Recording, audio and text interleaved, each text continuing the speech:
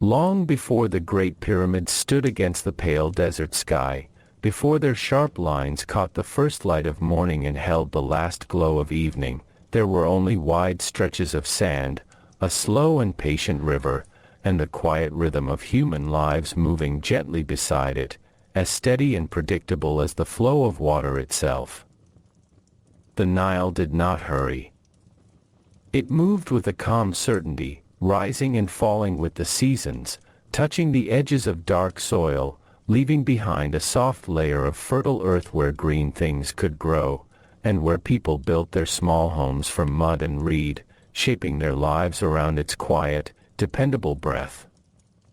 In one of these villages, not far from where the land slowly turned from green to gold, a man woke before the sun, as he always did, not because he was told to, but because his body had learned the rhythm of the world around him, and it no longer needed instruction.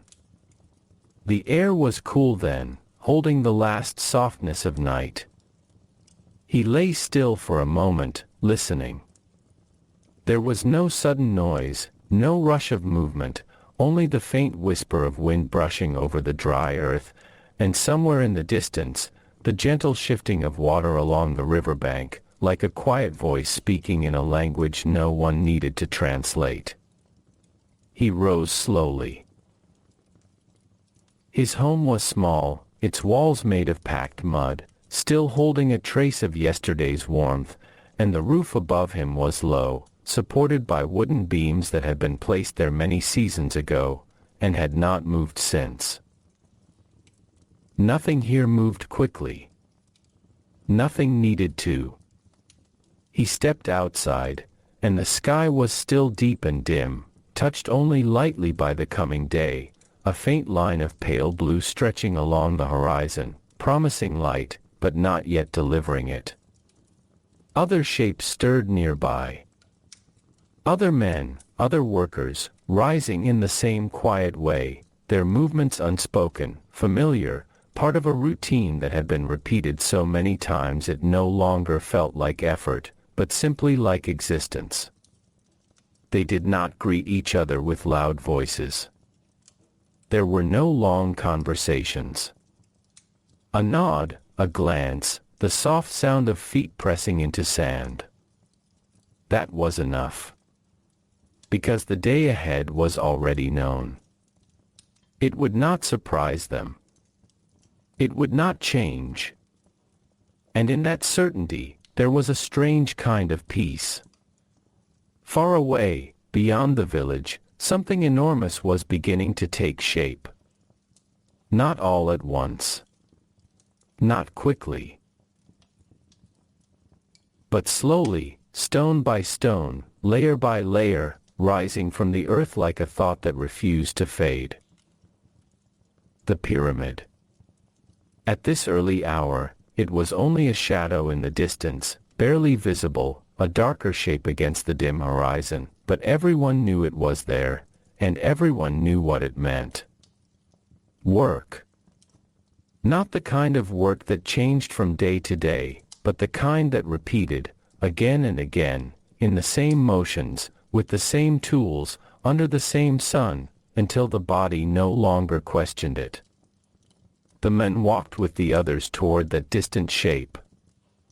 The ground beneath his feet shifted from soft sand to firmer earth, marked by the passage of many others before him, a path worn not by intention, but by repetition, by countless journeys taken in silence.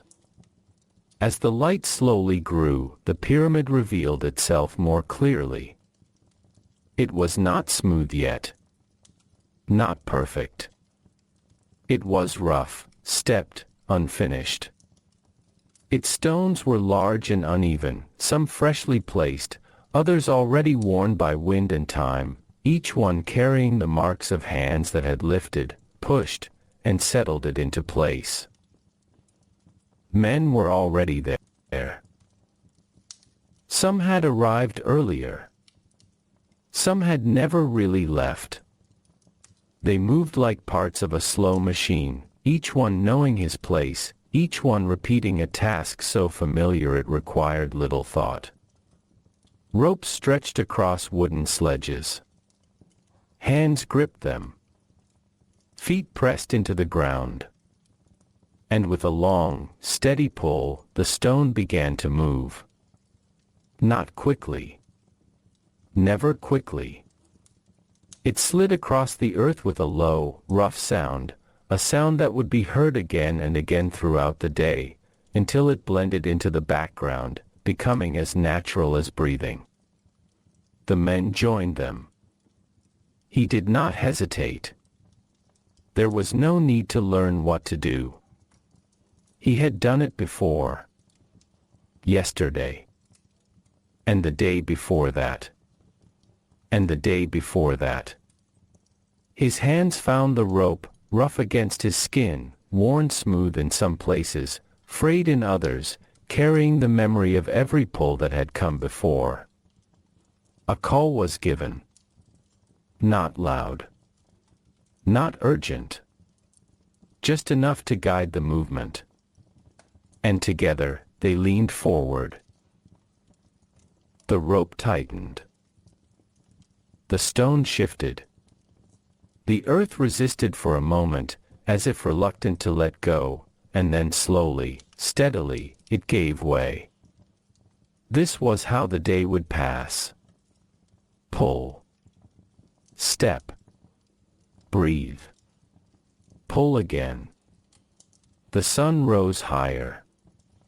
Its light spread across the land, turning the sand from gray to gold, warming the air, touching the backs of the workers, pressing gently at first, and then more firmly, as the hours moved forward. Sweat formed. Not suddenly, but gradually, a slow gathering of heat that the body accepted without complaint. No one spoke of it. There was no reason to. It was part of the day, just as the pulling was, just as the walking was, just as the quiet return home would be when the light began to fade. Time did not feel sharp here. It did not move in clear steps. It stretched. It softened. Moments blended into each other, like grains of sand shifting in the wind, impossible to separate, impossible to count. And yet, the work continued. Always. A stone reached its place. Hands released the rope.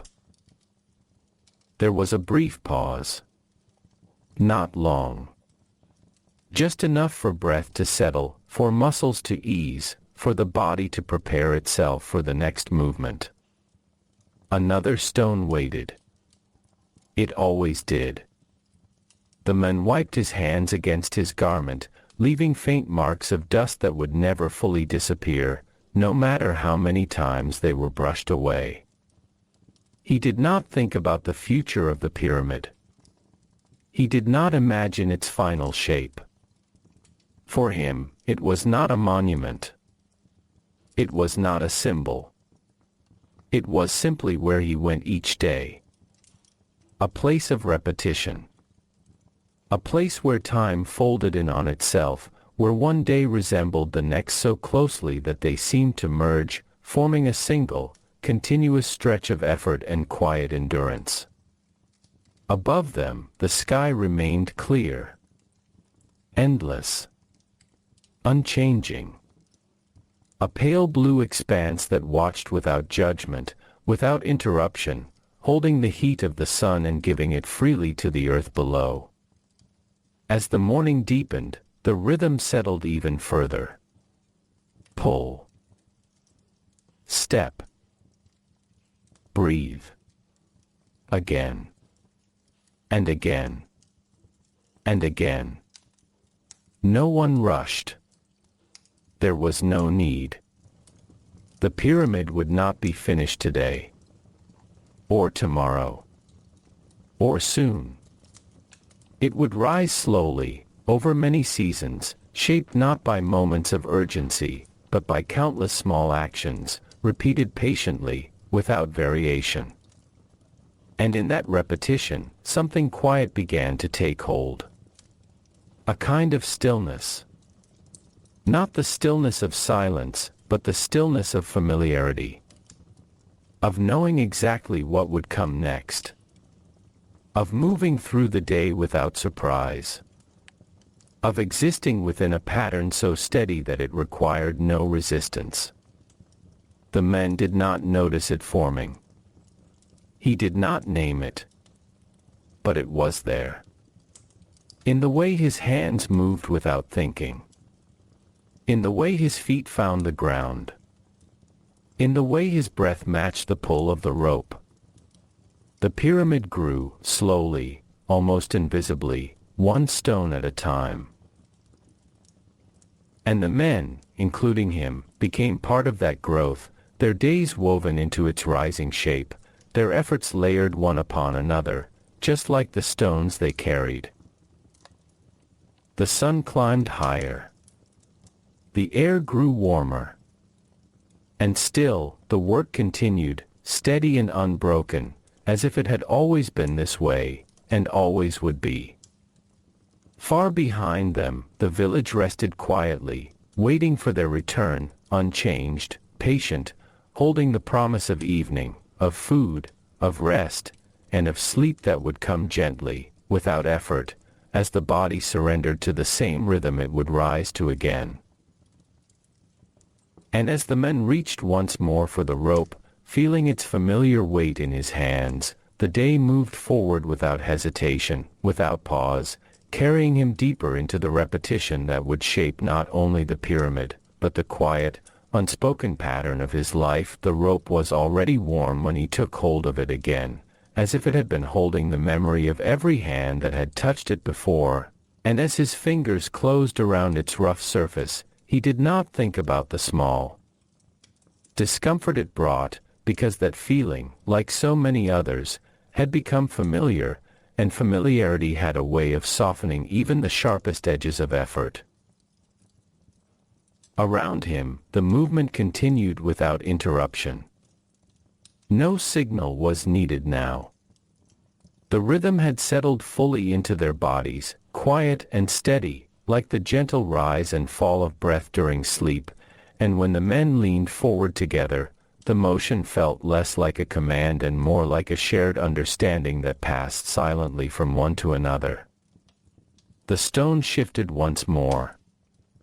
It resisted in the beginning, pressing itself into the earth as though it wished to remain where it had been resting, but the steady pull did not weaken, and slowly, almost reluctantly, it began to slide forward again, leaving behind a shallow path in the sand that would soon be covered, erased, and forgotten. The men stepped forward in time with the others. His feet found the ground without looking. He did not need to watch them. He did not need to guide them. They knew where to go. They had learned long ago.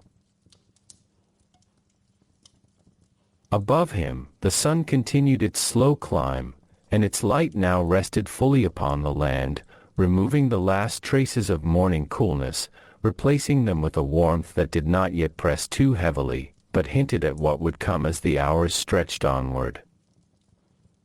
There was no hurry to escape it. There was no thought of shade. The day would unfold as it always did, and the heat would rise as it always had, and each man would meet it in the same quiet way, accepting it not as something to fight, but as something that simply existed, like the sky, like the sand, like the stones themselves.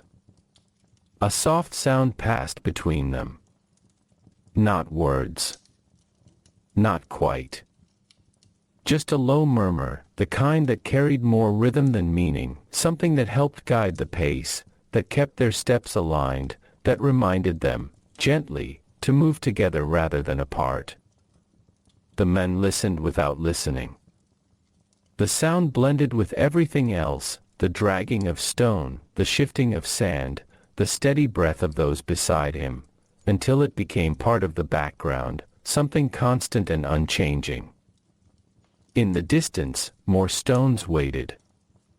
They always waited. Large blocks cut from the earth, shaped with care, their surfaces marked by tools that had chipped and scraped and worn away the roughness, leaving behind flat planes that would one day sit perfectly against one another. For now, they rested. Still. Heavy. Patient. Each one carrying the quiet promise of movement that would come when its time arrived. The men did not think about how many stones there were. He did not count them. He did not measure the distance between where they rested and where they would be placed. Those thoughts did not belong to his part of the day. His part was simpler, more immediate, more contained. Pull. Step. Breathe. And then again. A brief pause came as the stone reached another point along its path, and the rope slackened slightly, its tension easing as hands loosened their grip for a moment, not fully letting go, but allowing the body a small space to rest within the ongoing movement. The men straightened slowly. His back carried the memory of every pull that had come before, a quiet weight that did not disappear, but settled into him, becoming part of the way he stood, part of the way he moved. He looked toward the rising structure. The pyramid was closer now. Its edges clearer. Its presence more certain. Men moved along its sides, small against its growing height, guiding stones into place, adjusting them with careful attention, tapping and shifting until each one rested exactly where it needed to be. There was no loud instruction. No sharp direction. Only the quiet coordination of many individuals working within a shared pattern that had been repeated so often it no longer required explanation. The man's gaze did not linger. He had seen this before. Yesterday. And the day before. And many days before that. It did not change quickly enough to feel new. It simply grew. Slowly. Patiently. Almost without being noticed. A signal came again, soft and steady, and the pause ended as naturally as it had begun. Hands tightened. Bodies leaned forward. The rope drew taut. And the stone moved. Time continued its quiet stretch. The sun climbed higher still, and now its warmth settled more firmly against the skin, no longer gentle, but not yet overwhelming, a steady presence that reminded each man of the long hours still ahead, hours that would pass not in sudden moments, but in the same repeated motions that shaped the entire day. Sweat gathered along the man's brow and moved slowly down, tracing a familiar path, one it had followed many times before, leaving behind a faint trail that would soon be replaced by another, and then another, each one indistinguishable from the last. He did not wipe it away immediately. There was no urgency in it. It would fall when it fell. Everything here followed its own pace. Nothing was rushed. Nothing was forced. Even the effort itself felt measured, controlled, spread evenly across time so that it could continue without breaking. Nearby, another group moved in the same way, their stone following a parallel path, their steps aligned with a rhythm so similar it felt as though all movement across the site was part of one larger, unseen pattern. From a distance, it might have looked like a slow procession, a quiet and endless line of motion, each part connected to the next, each action flowing into another without interruption. The men did not see it from that distance. He saw only what was in front of him. The rope. The ground. The stone. And yet, without knowing it, he was part of that larger shape, just as the stones were part of the pyramid, each one placed not in isolation, but in connection with everything around it. The morning deepened. Its early softness had now fully given way to the steady, unbroken presence of day. Shadows shortened. Light sharpened. And still, the rhythm held. Pull. Step. Breathe. Again. The man's thoughts did not wander far. They did not need to. There was little space for them to do so. Not because the work was overwhelming, but because it was so consistent, so unchanging, that it filled the mind in a quiet way, leaving no need for distraction, no need for anything beyond the moment that was already unfolding. He did not think of tomorrow. He did not think of the past. Those things existed, but they were distant, softened by time and repetition, like memories that had been handled so often they had lost their sharp edges. What remained was the present. Steady. Predictable. Calm in its own way. The stone reached another resting point. The rope slackened once more. And again, there was that brief pause, that small pocket of stillness within the ongoing movement, where breath could deepen, where muscles could loosen slightly, where the body could settle before returning to the same familiar effort. The man looked down at his hands. They were marked by the work. Rough. Worn. Dust settled into the lines of his skin, filling them in, making them part of the surface, just as the sand became part of everything it touched. He flexed his fingers once. Slowly. Then returned them to the rope. There was no thought of stopping. No question of change. This was the shape of the day. And the day would continue. Above, the sky remained endless and clear, holding the sun in its slow movement, watching over the steady rhythm below without interruption, without concern, as if it had seen this all before, many times, across many seasons, across many lives that had followed the same pattern, the same quiet repetition. And as the signal came again, soft and familiar, the man leaned forward once more, feeling the weight of the rope, the resistance of the stone, and the steady presence of those beside him, all moving together, all bound by the same unspoken rhythm that carried them gently, steadily, through the long, unfolding hours of the morning. By the time the sun reached its highest place in the sky, the land had changed its feeling almost completely, not in a sudden way, but in a slow and steady shift that had been building since the first light of morning, until now the air itself seemed to rest more heavily on the skin, and every movement carried a quiet weight that had not been there before. The man felt it, but he did not resist it. He had known this part of the day for many seasons, and his body had learned how to move within it, how to conserve its strength, how to continue without urgency, without wasted effort, letting each motion flow into the next with the same measured pace that had guided him since the beginning of the morning. The rope remained in his hands. It had not left them for long. Even during the short pauses, his grip stayed close, as if letting go completely would disturb the rhythm that had settled so deeply into him.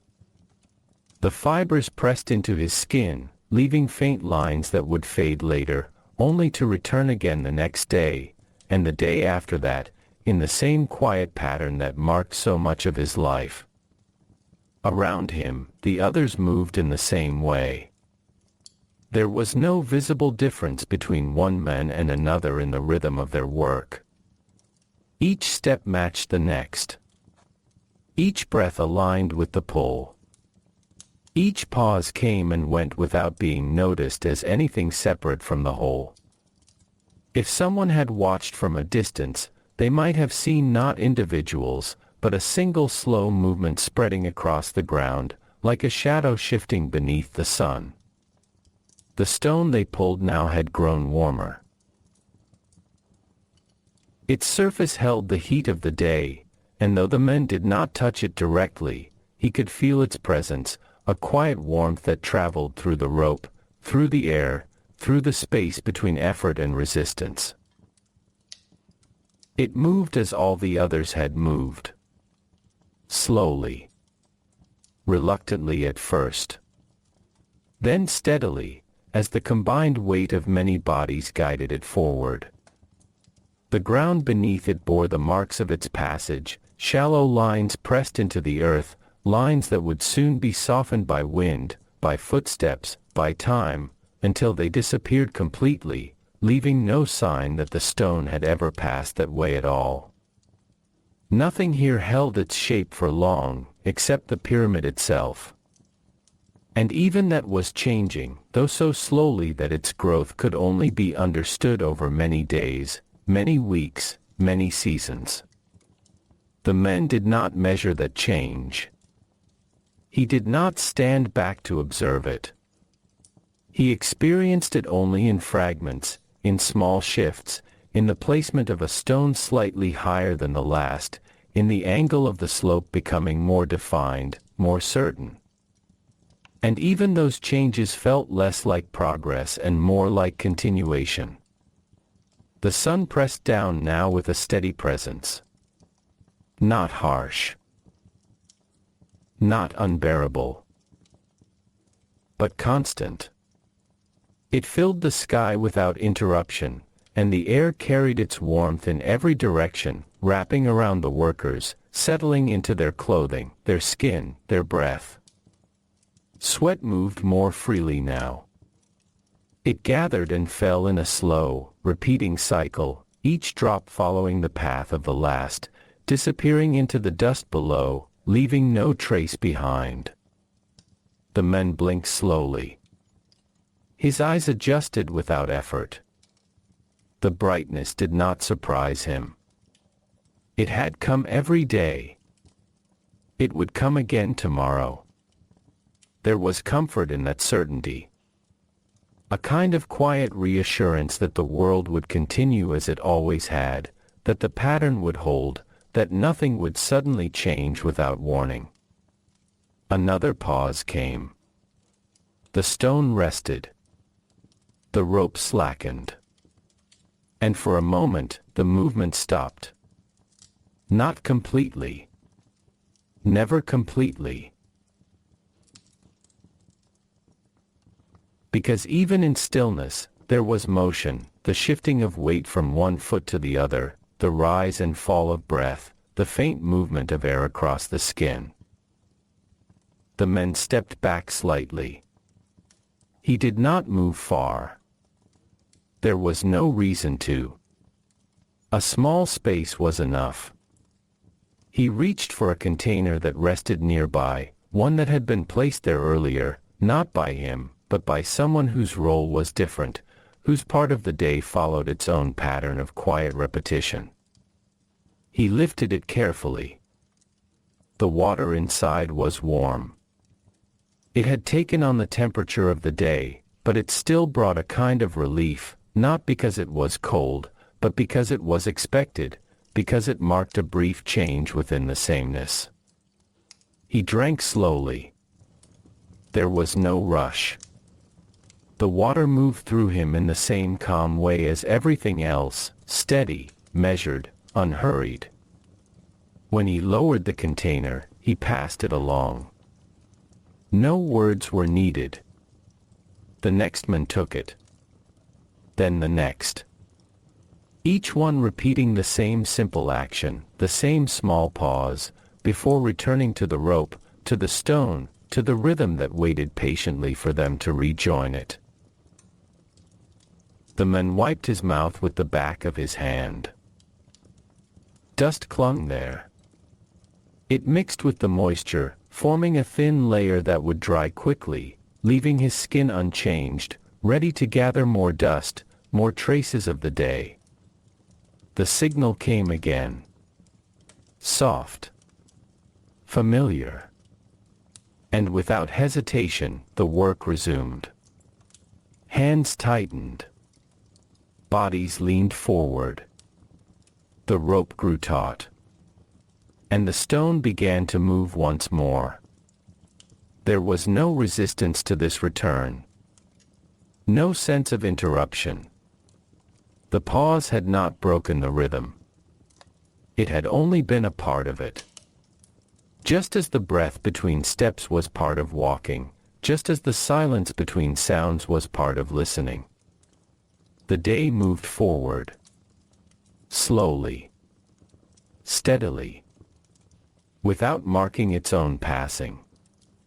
The men did not count the hours. He did not measure how much time had gone or how much remained.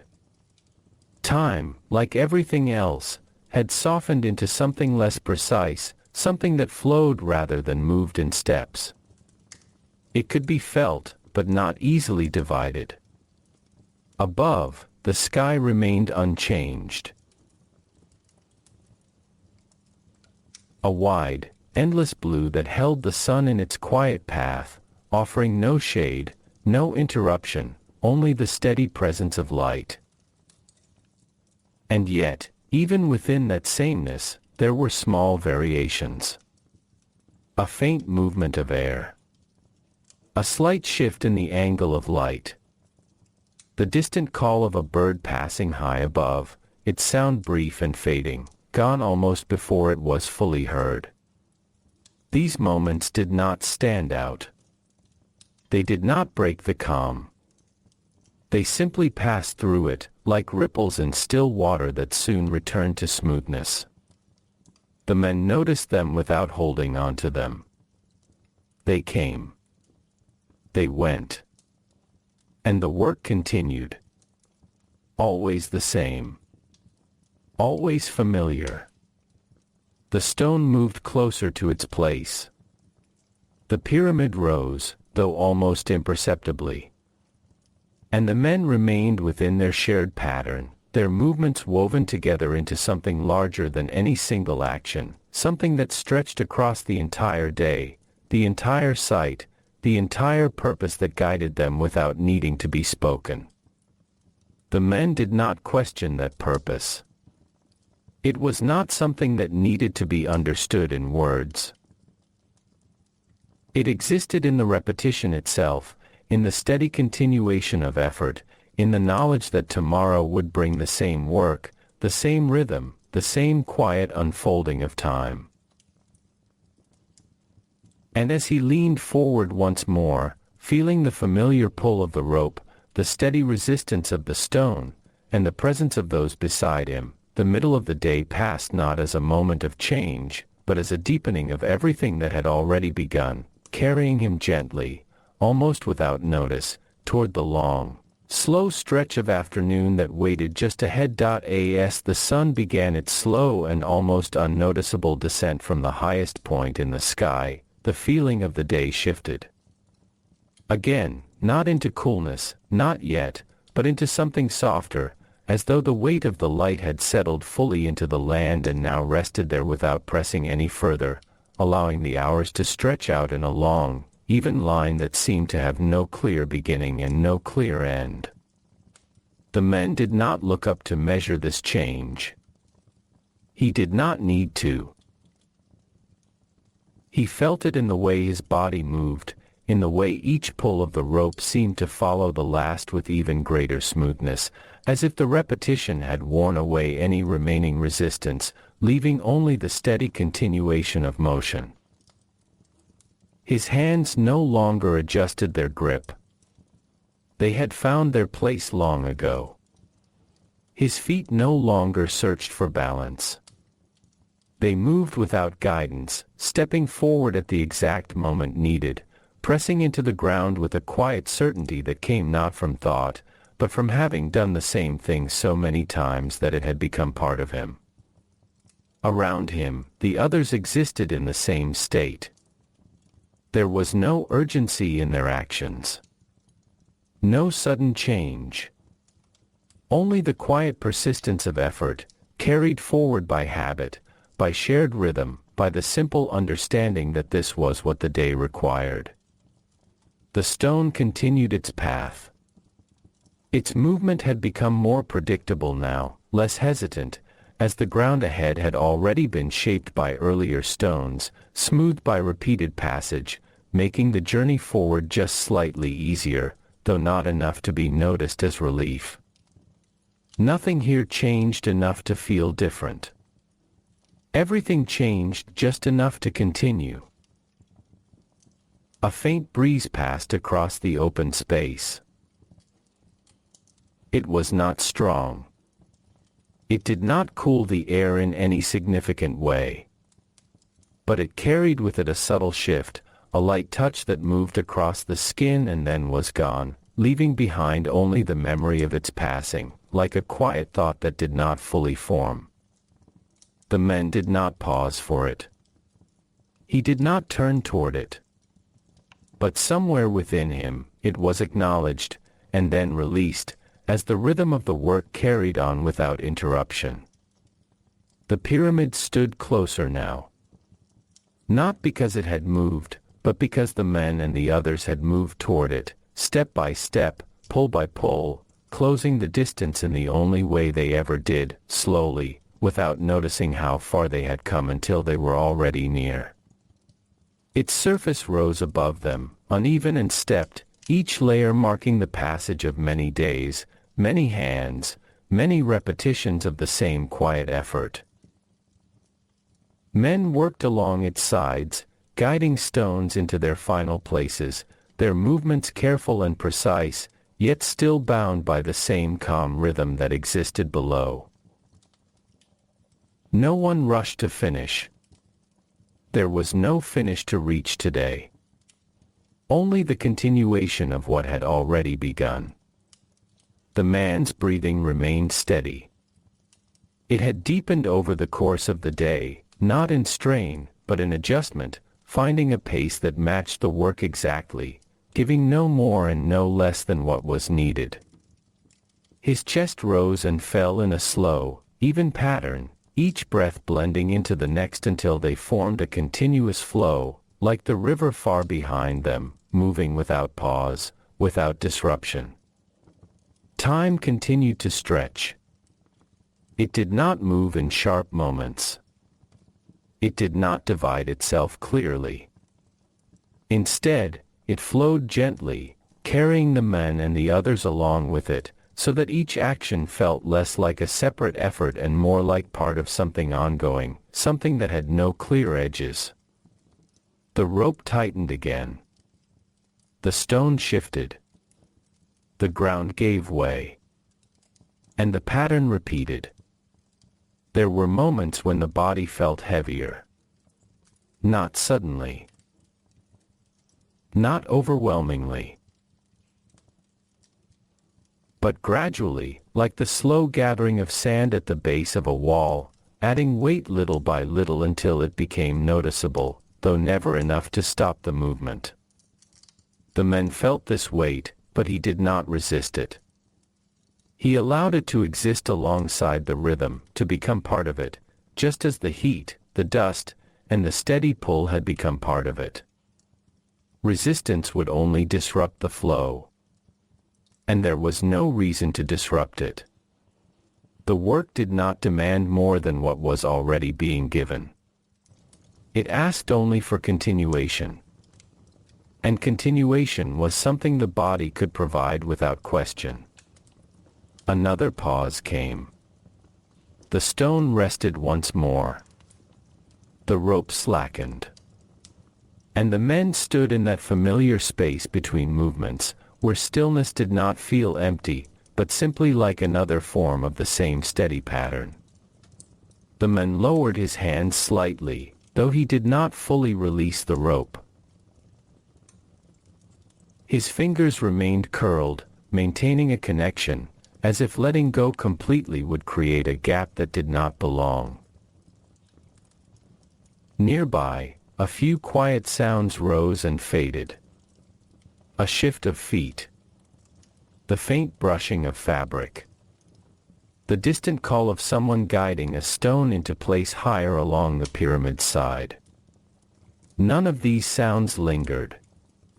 They appeared and disappeared in the same calm way as everything else, leaving the overall stillness undisturbed. The men looked briefly toward the horizon. The light had changed.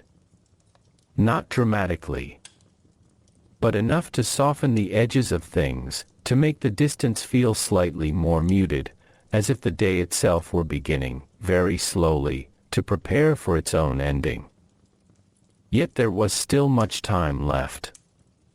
The afternoon did not rush toward evening.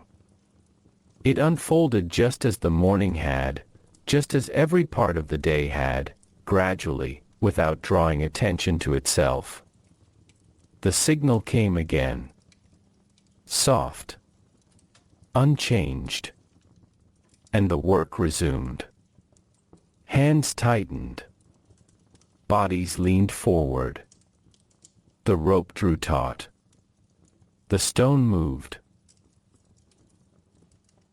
The men did not think of how many more times he would repeat this motion before the day ended. He did not count the remaining efforts. He simply followed the rhythm as it carried him forward, one movement at a time, one breath at a time, without needing to look ahead. The pyramid rose before him, steady and silent. It did not speak. It did not change quickly enough to demand attention. It simply existed, growing in the same quiet way that the day moved, shaped by repetition, by patience, by the accumulation of countless small actions that, taken alone, seemed almost insignificant. And yet, together, they formed something vast. Something lasting. Something that would remain long after the individual moments had passed. But the men did not think of that. He did not stand back to see the whole. He lived within the part that belonged to him. The rope. The step. The breath. Again. And again. And again. The afternoon stretched onward. The light softened just a little more. The air shifted in ways too subtle to name. And still, the work continued, unbroken, unhurried, carrying the men gently forward through the long, quiet hours, toward an evening that would come, as it always did, not suddenly, but slowly, like everything else in his world. As the long stretch of afternoon continued, the light began to soften in a way that was almost too gentle to notice at first, as though the sun itself had grown quieter, no longer pressing down with the same steady presence, but instead easing its hold on the land. Allowing the edges of things to blur slightly, to lose their sharpness, to become part of a calmer, more muted world. The men did not mark the moment this change began. There was no clear point where afternoon became evening. There was only a gradual shift, a slow unwinding of the day that revealed itself not in sudden differences, but in small details, the angle of shadows growing longer, the warmth of the air settling into something less insistent, the light taking on a softer tone as it spread across the stone and sand. The rope remained in his hands. It had been there so long that it no longer felt separate from him. Its roughness, once noticeable, had become familiar, almost unnoticed, like the feeling of his own skin, always present, but rarely thought about. He pulled again. And stepped. And breathed. The pattern continued without interruption. Yet beneath that steady repetition, there was a quiet awareness beginning to form, not a thought exactly, but a feeling, a gentle recognition that the day was slowly moving toward its end, that the rhythm, though unbroken, would not continue forever. It would pause. It always did. And in that pause, there would be rest. Not a dramatic rest. Not a deep or sudden release. But a simple return to stillness, to the quiet of the village, to the small, familiar space where the body could loosen its effort and settle into the calm that followed the long hours of repetition. The stone they pulled now felt no different from the others. It moved with the same slow resistance, the same steady acceptance of their effort, sliding forward across the ground with that low, familiar sound that had accompanied them throughout the day. That sound had become part of everything. It blended with their breathing, with the shifting of feet, with the quiet murmur of distant work, until it no longer stood out as something separate, but simply existed as part of the background of their lives. The man's shoulders carried the weight of the day. Not heavily. Not painfully. But steadily, like a presence that had settled there and chosen to remain. He did not try to remove it. He did not adjust himself to escape it. He allowed it to be, just as he allowed the heat, the dust, and the endless repetition to be. Everything had its place.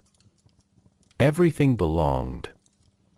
The pyramid stood before him, unchanged in its silence, yet subtly different in the way the evening light touched it, softening its edges, casting longer shadows along its stepped surface, giving it a depth that had not been as visible earlier in the day.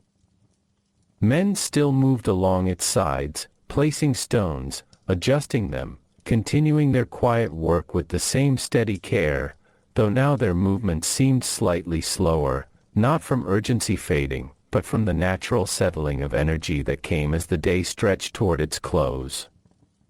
The men did not look at them for long.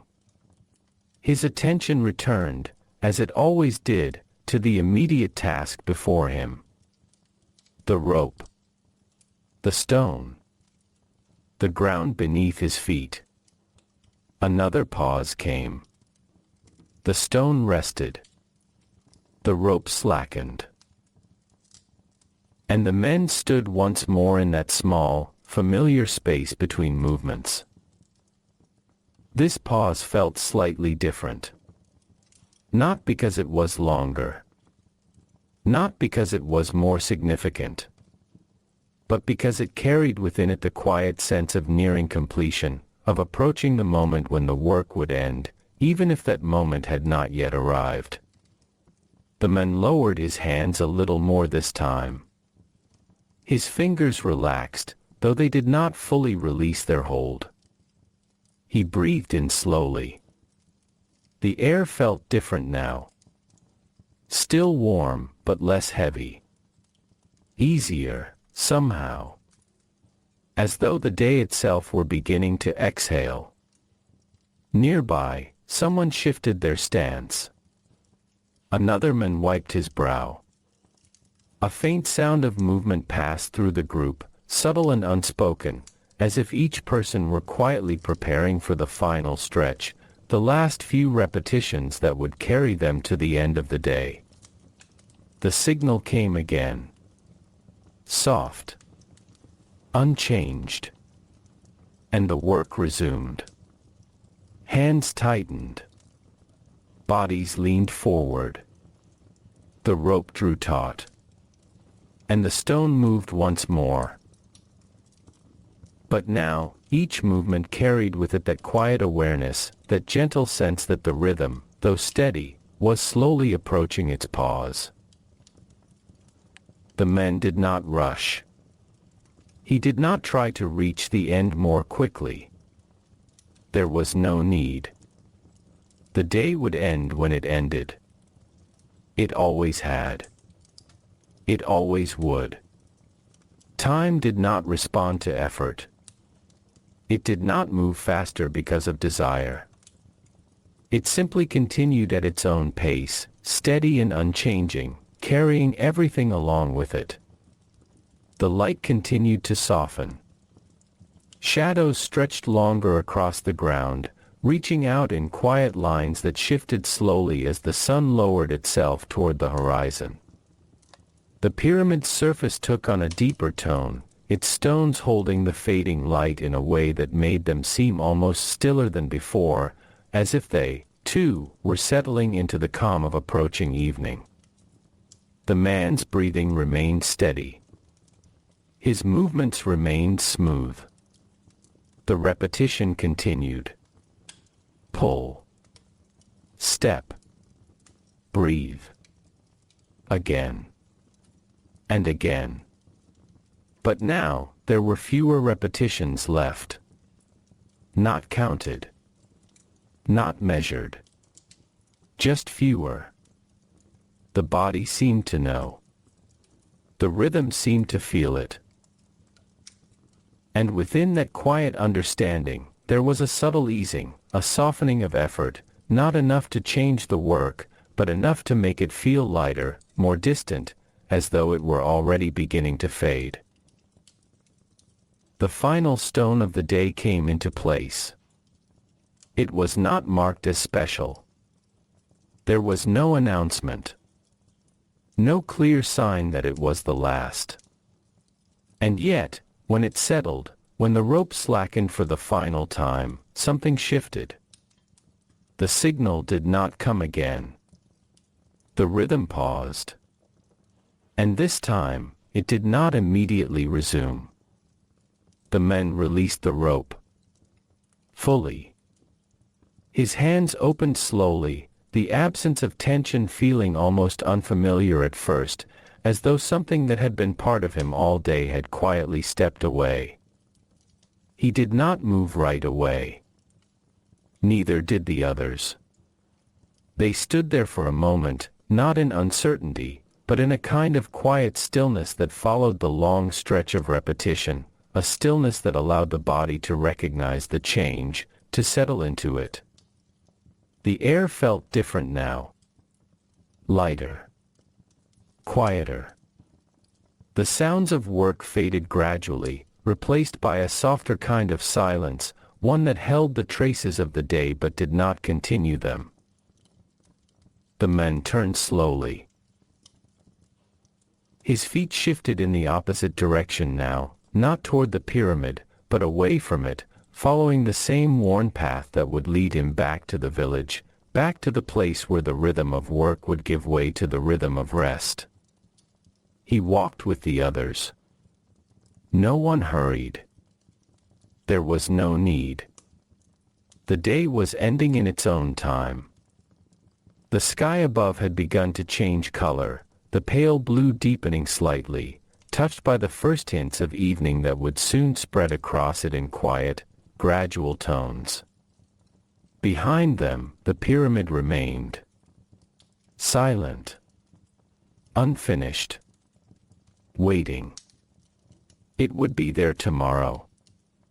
And the day after that. And many days beyond. The work would continue.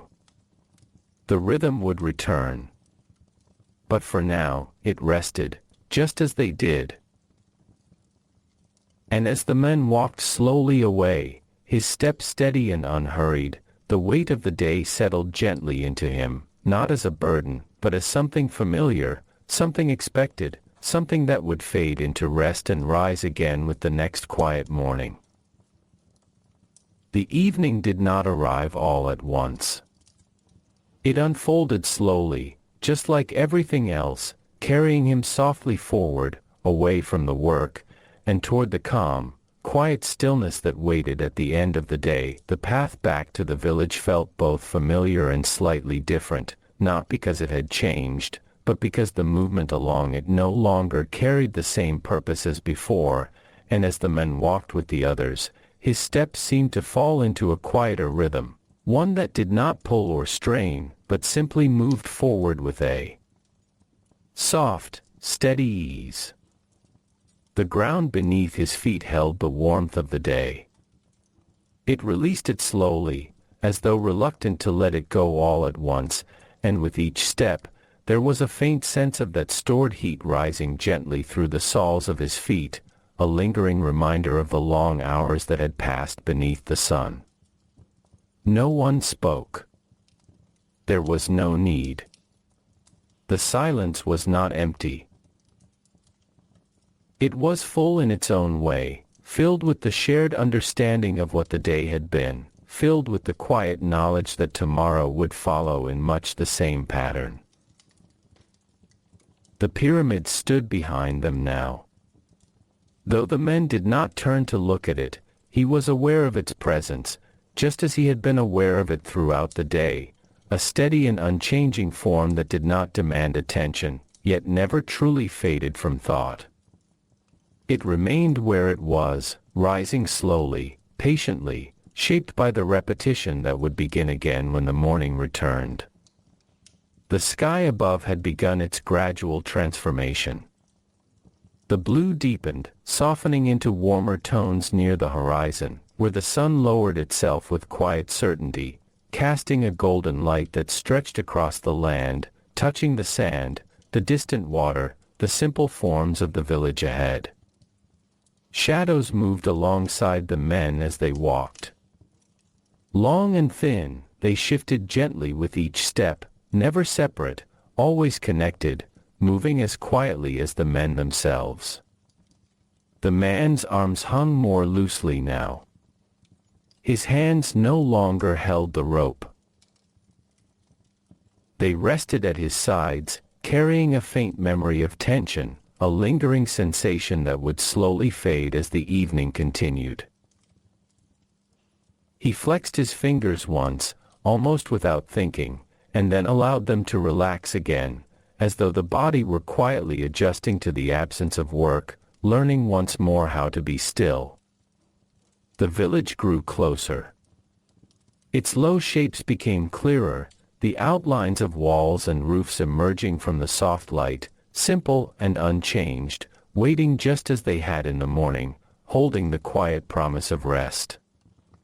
A faint scent reached him as they approached. Earth. Dry reeds. A trace of smoke from small fires being prepared. These were not strong smells. They did not overwhelm. They simply existed in the air, gentle and familiar, part of the place where the day would come to its quiet end. Children moved in the distance, their smaller forms lighter, less bound by the steady rhythm of labor, their movements softer, though still subdued, as if even their energy followed the calm pace of the world around them. Some paused as the workers returned. Some watched. But there was no loud greeting. No sudden noise. Everything remained within the same quiet tone that had shaped the entire day. The man reached his home. It stood where it always had, unchanged, its walls holding the warmth of the sun, its doorway open, inviting nothing more than a simple return. He stepped inside slowly. The air within felt slightly cooler, not because it was truly cold, but because it was still, protected from the open sky, allowing the body to recognize a difference, however small. He paused just inside. For a moment, he did nothing. No movement. No thought. Only the quiet presence of being at rest, the body recognizing the shift from effort to stillness, adjusting in its own slow way. Then, gradually, he lowered himself to sit. The ground beneath him was firm. Familiar. It supported him without change, just as it always had. He did not lie down immediately. That would come later. For now, sitting was enough. A simple position. A gentle release. Nearby, a small meal was prepared. Nothing elaborate. Nothing new. Simple food, made in the same way it had been made many times before, its taste known, its presence expected, part of the evening just as the work had been part of the day. He ate slowly. There was no rush. Each movement was unhurried, each bite taken without distraction, without thought of anything beyond the quiet act itself. The flavors were soft, familiar. They did not surprise him. They did not need to. They provided what was needed, just as the work had provided what was required earlier in the day. Outside, the light continued to fade. The sky deepened further, the golden tones softening into something cooler, more muted, as the sun slipped lower, nearing the edge of the horizon. Sounds remained gentle. The distant murmur of others returning. The quiet movement of evening tasks. The soft shifting of air as the heat of the day slowly released its hold on the land. The man finished his meal. He set aside what remained. There was no sense of completion in the way one might mark an end. There was only a natural progression, one moment leading quietly into the next, just as it always did.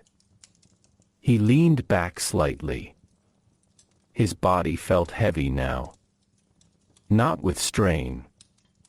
Not with discomfort. But with a deep, steady tiredness that had built slowly over the course of the day, a tiredness that did not demand attention, but simply existed, waiting to be met with rest. He closed his eyes for a moment. Not fully. Just enough to soften the light, to allow the mind to settle further into the calm that had already begun to take hold. When he opened them again, the light had changed once more. The sky was dimmer now. The edges of things less defined. The village quieter. Even the air seemed to move more slowly, as though the entire world were preparing itself for stillness. He shifted again, this time lowering himself fully to rest. The ground welcomed him in the same way it always did, firm yet familiar, holding him without effort. His breathing slowed. Deepened. Each breath longer than the last, as though the rhythm of the day had transformed into something softer, something that required no action, only presence. Outside, the last light of the sun slipped away. The sky darkened gradually, without sudden change, carrying the world gently into night. The pyramid remained in the distance, unseen now, but unchanged, waiting in the darkness just as it had waited in the light. It would still be there in the morning. The work would return. The rhythm would begin again. But for now, none of that needed to be held. The man lay still. His body settling. His breath slowing. His thoughts, if they came at all, passing softly and without weight, like the faint movement of air through the night.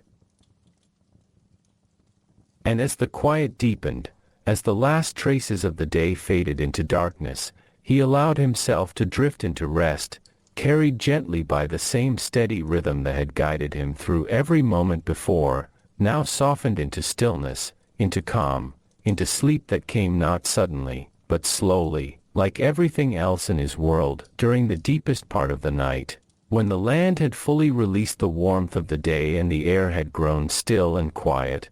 There was a kind of calm that settled over everything, not empty, but full in a soft and gentle way, as though the world itself had lowered its voice and chosen to rest.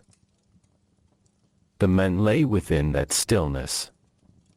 His breathing was slow and even, rising and falling without effort, following a rhythm older than the work, older than the village, something steady and constant that required no thought and no guidance. Around him, the small home held the quiet of the night. Its walls no longer carried the heat they had gathered earlier, but instead offered a coolness that wrapped gently around the space, creating a sense of shelter that did not need to be seen to be understood. Outside, the village rested in the same calm. Shapes that had been clear in the light of day were now softened, their edges blending into the darkness, becoming part of a single, quiet landscape where nothing moved quickly and nothing called for attention. The sky above stretched wide and deep.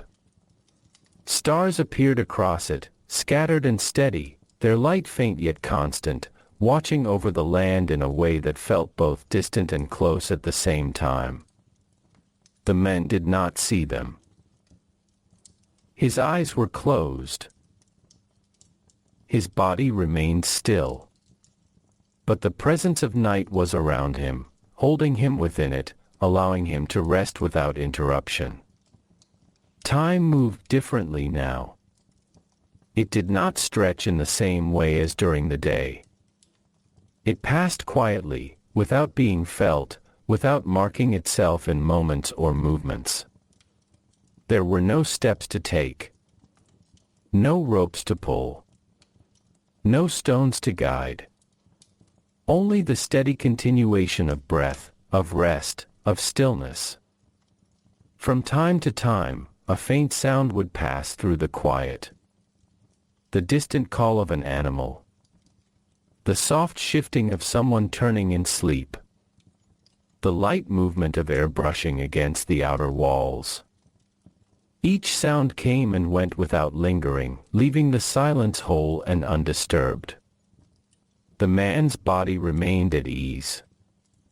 The weight he had carried throughout the day had settled, not vanished, but softened, spread evenly through him in a way that no longer felt like effort.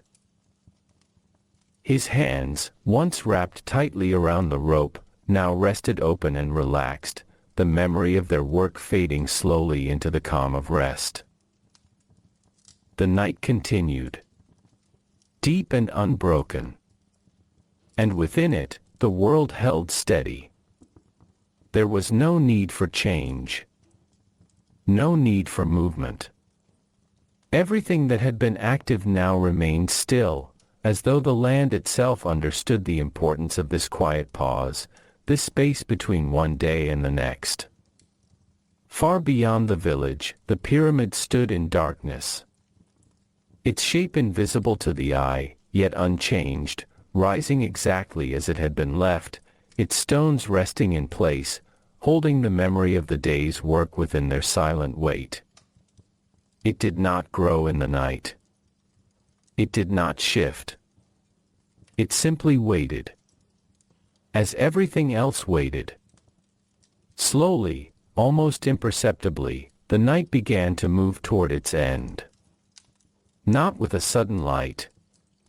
Not with a clear signal. But with the faintest change in the air, a subtle lifting, as though something unseen had begun to stir at the edges of the world. The man's breathing shifted slightly. Still calm. Still steady.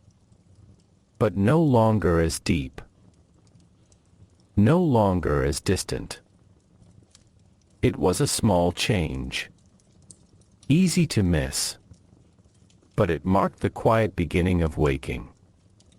The sky remained dark. The stars still present. Yet far along the horizon, there was the slightest hint of difference, a soft easing of darkness that suggested what would come, though it had not yet arrived. The man did not open his eyes. Not yet.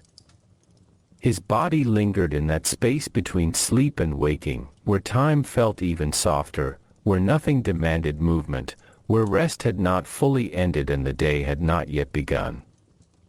This moment passed slowly. Gently. Like a breath that had not yet been released. And then, almost without decision, his eyes opened. The interior of the home was dim. Shapes were faint. The doorway showed a slightly lighter shade of darkness beyond. He remained still for a moment. Listening.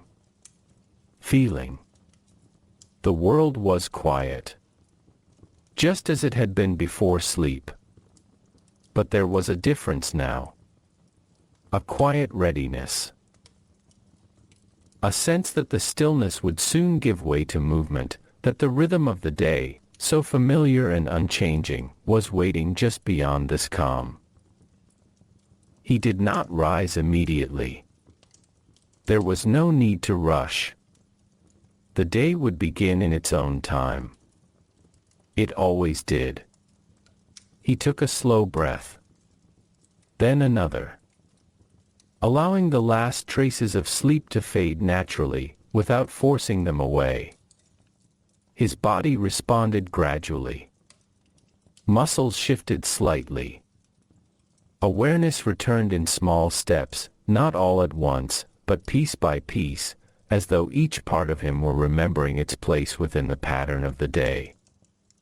Outside, the first faint sounds of waking began.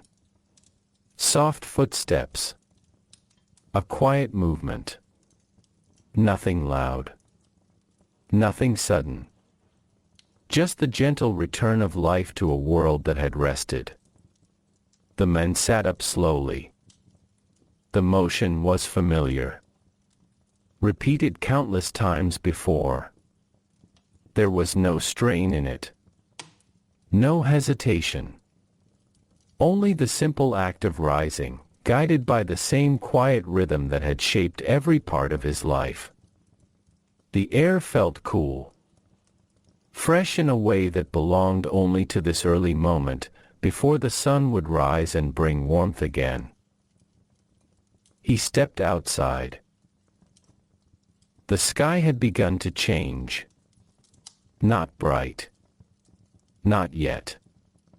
But lighter than before. A soft gray blue stretching across the horizon, holding the promise of morning.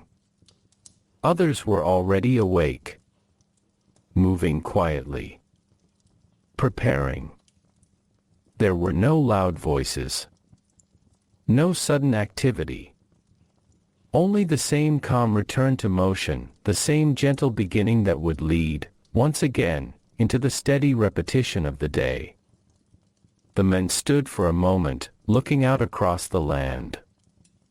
The pyramid was not yet fully visible. Only a faint outline in the distance.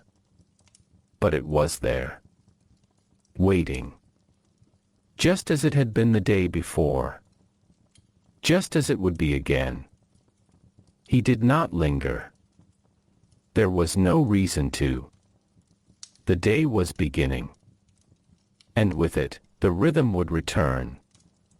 He stepped forward. Slowly. Calmly. Following the same path, the same pattern, the same quiet sequence of movements that would carry him once more into the familiar cycle of effort and stillness. And as the first light of morning continued to grow, the world awakened in the same gentle way it always had, without rush, without change, guiding him back into the repetition that defined his days, and that would continue, steady and unbroken, for as long as the pyramid continued to rise. The light of early morning spread slowly across the land, not all at once, but in a quiet unfolding that revealed the shapes of things in soft layers, as though the world itself were waking gradually. Remembering its form piece by piece. The men walked along the same path as before.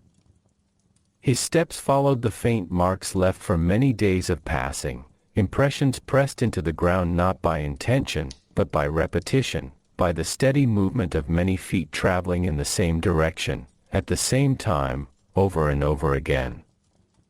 There was no need to choose where to go. The path had already been chosen long ago. It guided him without effort. Around him, others moved in the same quiet way. Their presence was steady, familiar, neither close nor distant, simply part of the shared motion that carried them forward. No one spoke. No one needed to. The silence of morning held them gently, just as the silence of night had, though this silence felt different, not still, but beginning, filled with the soft promise of movement that would soon settle into its usual rhythm. The air was cool. It rested lightly against the skin, a brief and gentle contrast to the warmth that would come later, a reminder of the balance within the day, of how each part followed another without interruption. The men breathed it in slowly. There was a clarity to it, a softness. But he did not hold on to it. He did not pause to preserve the feeling. He allowed it to pass through him, just as everything else did, part of the natural flow that did not need to be stopped or changed. Ahead, the pyramid began to take shape again. At first, it was only a suggestion, a darker presence against the lightning sky. But as the moments passed, its outline grew clearer, its edges more defined, its form rising from the earth in the same quiet way it always had. It had not changed in any sudden way. It did not appear new. And yet, it was not exactly the same. Something about it was different, though that difference could not be easily seen or measured. Perhaps a stone had been placed slightly higher. Perhaps a line had grown more even. Perhaps nothing had changed at all in a way that could be noticed. The men did not try to determine it. For him, the pyramid was not something to observe from afar. It was simply where he was going, where the day would unfold, where the repetition would begin again. They arrived without ceremony. No signal marked the beginning. No voice called out. The work was already there, waiting in the same quiet way it always did. Stones rested where they had been left. Ropes lay coiled or stretched. Wooden sledges stood in place, unchanged. Everything was ready, not because it had been prepared in this moment, but because it had never truly stopped being ready.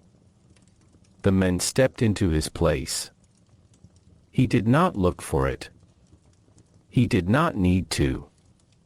His body carried the memory of where to stand, where to reach, how to begin.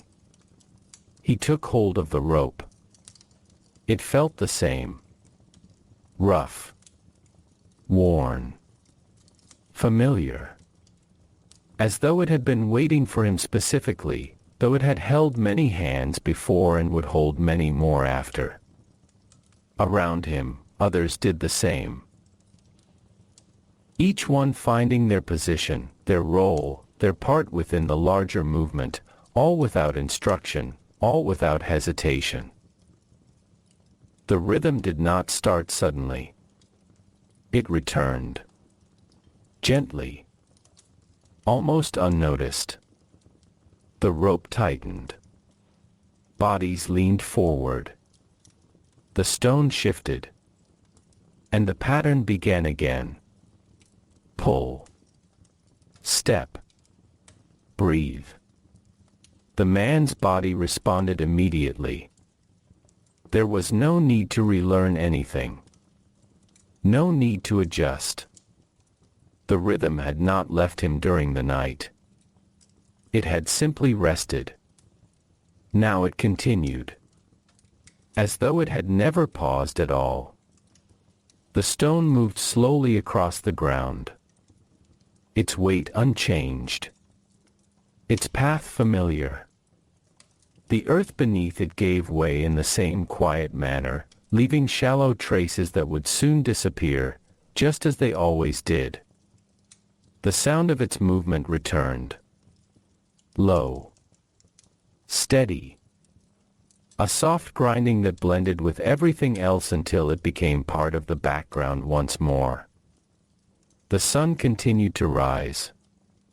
Its light grew stronger, spreading across the land, touching the pyramid, the workers, the open space between them. The coolness of morning began to fade, replaced gradually by warmth that would build slowly, just as it had the day before. Nothing arrived too quickly. Nothing changed without warning. The men did not think of this as a new day. It did not feel new. It felt like a continuation, a return to something that had never truly ended, only paused for a time. His hands tightened around the rope. His feet pressed into the ground. His breath matched the pull. Everything aligned once more. Around him, the same quiet coordination unfolded. Different individuals. The same movement. Different moments. The same pattern. The pyramid stood ahead, receiving the stones, accepting them without sound, without acknowledgement, yet holding each one in place as part of its growing form. Men above guided the stones carefully, their actions precise, their movements steady, continuing the same work in a different place, at a different level, yet bound by the same rhythm. The men did not look up often. His focus remained close. Immediate. The rope. The ground. The step. Again.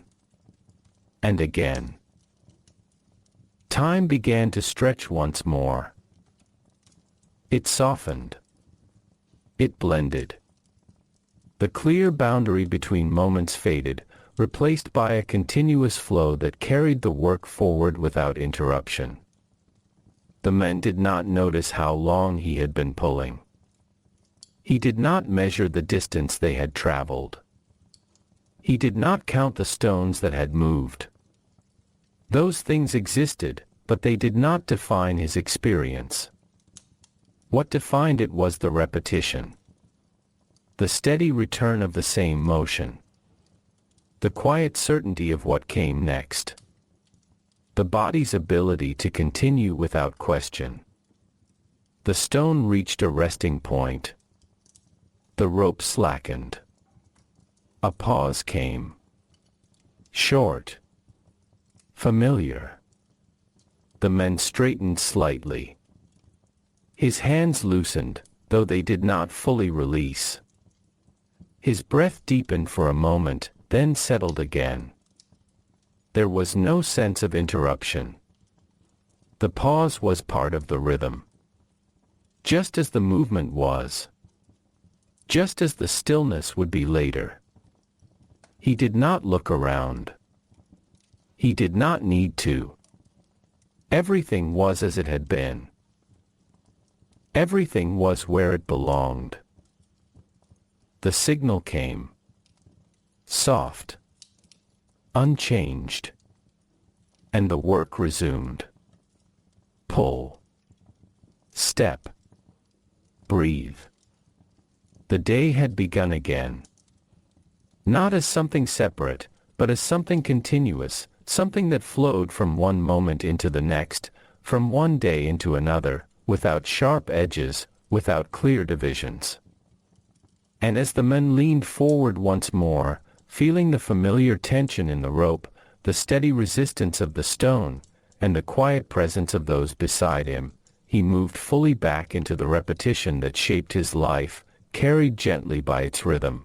As the morning continued to unfold in the same calm and unbroken way, the morning settled deeper into itself as the sun continued its slow rise, and with it came the quiet certainty that nothing in this part of the day would hurry, nothing would break away from the pattern that had already formed, and nothing would ask for more than what the body had long learned how to give. The men moved within that certainty. His hands held the rope in the same steady grip, neither too tight nor too loose, a balance that had been found long ago through repetition rather than thought, through countless mornings that had taught the body what the mind no longer needed to consider. The stone ahead of him waited in its familiar place. Heavy. Still. Patient. It did not resist in a way that felt personal. It simply existed as something that had weight, something that required many hands and many breaths to move forward, and this was accepted without question, as it always had been. When the signal came, it was not a command so much as a continuation of something already in motion. The rope tightened. The men leaned forward. And the stone began to move again. The sound returned. That low, steady scrape against earth and sand, a sound that had become so constant it no longer stood out, but instead filled the space between silence and action, giving shape to the work without drawing attention to itself. The men stepped forward. One step. Then another. Each one matching the pull, each one guided by a rhythm that did not need to be seen in order to be followed. Around him, the same movement unfolded. Not identical in detail, but identical in flow. Bodies shifting together. Breathing together. Working together without needing to coordinate anything consciously. It was not unity in the sense of choice. It was unity in the sense of repetition. A pattern that had been repeated so often it no longer required effort to maintain. The pyramid stood ahead, growing in its quiet way. It did not feel like something being built. It felt like something being continued. As though it had always been there in some unfinished form, and each day simply added another layer to what already existed. The men did not think of it as rising. He thought of it as being present. Always present. Only slightly different from one day to the next. The sun climbed higher. Its light became more direct, more present across the land, touching skin, stone, and sand with a warmth that would continue to build as the hours passed. But even this was not disruptive. It was expected. It was known. The body adjusted without resistance. Sweat returned in its slow, familiar way, tracing the same paths it had traced before, disappearing into dust, into cloth, into the quiet rhythm of motion. The men did not focus on it. There was no reason to. Everything physical was part of the same system of repetition. Effort. Rest. Effort again. Each one holding its place without needing to be separated. The stone moved forward another distance. Then paused. The rope slackened again. Another small pause in the larger flow. The men exhaled slowly. Not as relief. Not as exhaustion.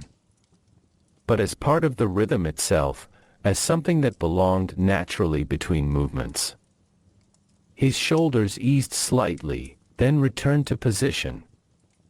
His grip remained ready. He did not step away. There was nowhere to step to. The pause was not an exit. It was simply another part of the work. Around him, others did the same. Small adjustments. Quiet breaths. Minimal movement. Nothing unnecessary. The land itself seemed to participate in this stillness between motions. The air held steady. The light remained constant. Even the distant sounds felt softened, as though the world understood that these pauses were not interruptions, but necessary continuations of the same steady pattern. The signal returned. And again, the work resumed. Pull. Step. Breathe. The repetition deepened as the morning progressed. Not in intensity, but in familiarity. Each cycle felt more natural than the last, as though the body was not just performing the work, but returning to it, settling into it like something already known before it was ever learned. The men did not measure time. He did not mark its passing. But it passed all the same, gently, evenly, without sharp edges. The pyramid shifted slightly in perspective as they moved closer. Not because it changed quickly, but because their position changed in relation to it, step by step, pull by pull, closing distance without noticing the moment it happened. Its presence became more immediate, more detailed. Stones could now be seen with greater clarity, each one resting against another, each one placed with the same steady patience that defined the entire structure. And yet even this clarity did not break the sense of repetition. It only reinforced it. More detail did not mean more change. It simply meant more of the same. The man's breathing remained even. His body moved without hesitation. The rhythm carried on. Pull. Step. Breathe. Again. And again. And again. There was a quiet comfort in this sameness, though it was not something the men thought about directly. It was simply there, like the ground beneath his feet, like the air he breathed, like the light that moved across the day without ever stopping. Everything continued. Everything repeated. And within that repetition, the world remained stable. Predictable. Soft in its constancy. As the morning deepened further, the line between one moment and the next grew less distinct, until the entire stretch of time felt like a single, continuous movement, unbroken and steady, carrying the man forward without asking him to define where he was within it. Only to remain within it. And so he did. One pull at a time. One step at a time. One breath at a time. As the pyramid continued to rise in its quiet, patient way, and the day moved forward in the same calm rhythm it had always known. By the time the sun had moved far enough across the sky that morning no longer felt separate from what came next, the day had already settled into a deeper, quieter state, where movement continued without question, and time no longer felt divided into clear pieces, but instead stretched into something continuous, like a long and steady breath that never fully ended. The man remained within that breath. His hands stayed on the rope.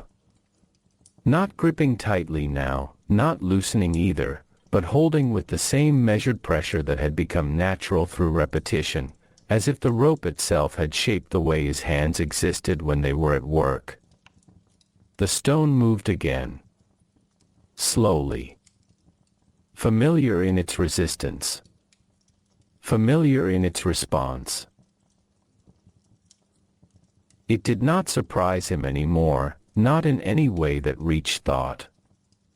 It simply behaved as it always had, requiring effort, yielding gradually, then settling into a new position where it would wait again for the next pull. This waiting was not stillness in the sense of emptiness. It was stillness with purpose. A pause that belonged inside motion rather than outside it. The man stepped forward. His foot pressed into the ground with the same steady certainty it had used all morning. There was no hesitation in the movement. No reflection before action. The body had already learned everything it needed to know about how to continue. Around him, the others moved in the same way. Not mirroring each other deliberately, but sharing the same rhythm because the work itself demanded it, because the stone required many hands, many steps, many breaths aligned into one quiet sequence. From a distance, it might have looked like a single organism moving across the land, but for those within it, there was no awareness of that larger shape. Only the immediate. Only the rope. Only the ground. only the next movement. The sun now felt different than it had in the morning. Not harsher. Not softer. Just farther along. Its light had shifted slightly, becoming more angled, casting longer shapes across the sand and stone, giving everything a sense of depth that had not been as noticeable earlier in the day. The pyramid responded to this change without changing itself. Its surfaces caught the light differently now, revealing small variations in texture, subtle shifts in shadow between each placed block. But even these details did not interrupt the feeling of repetition. They were simply variations within the same pattern. The man did not study them. He did not need to. His attention remained close, focused on what could be touched, what could be moved, what could be completed in the next few moments of effort. Pull. Step. Breathe. The rhythm continued. And with it, the sense of time became even softer. There were moments when the man might have considered how long he had been working, but that thought never fully formed.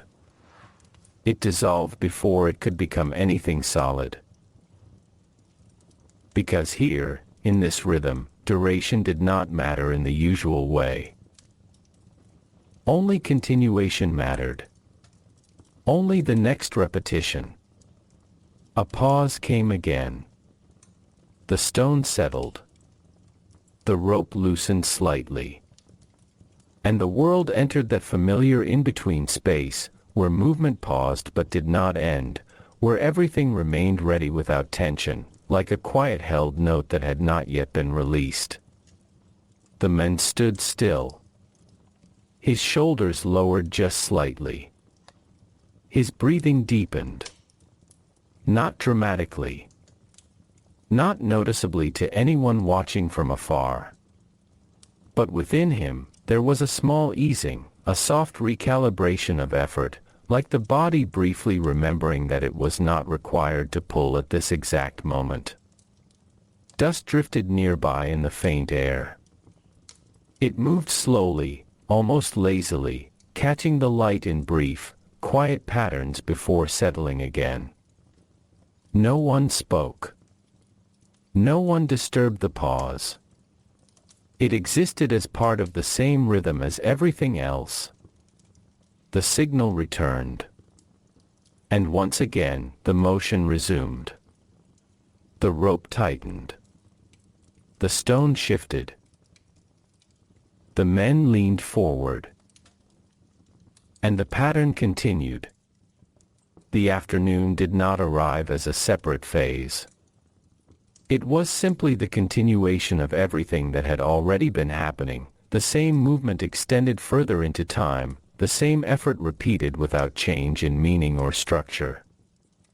The man's body understood this without needing thought.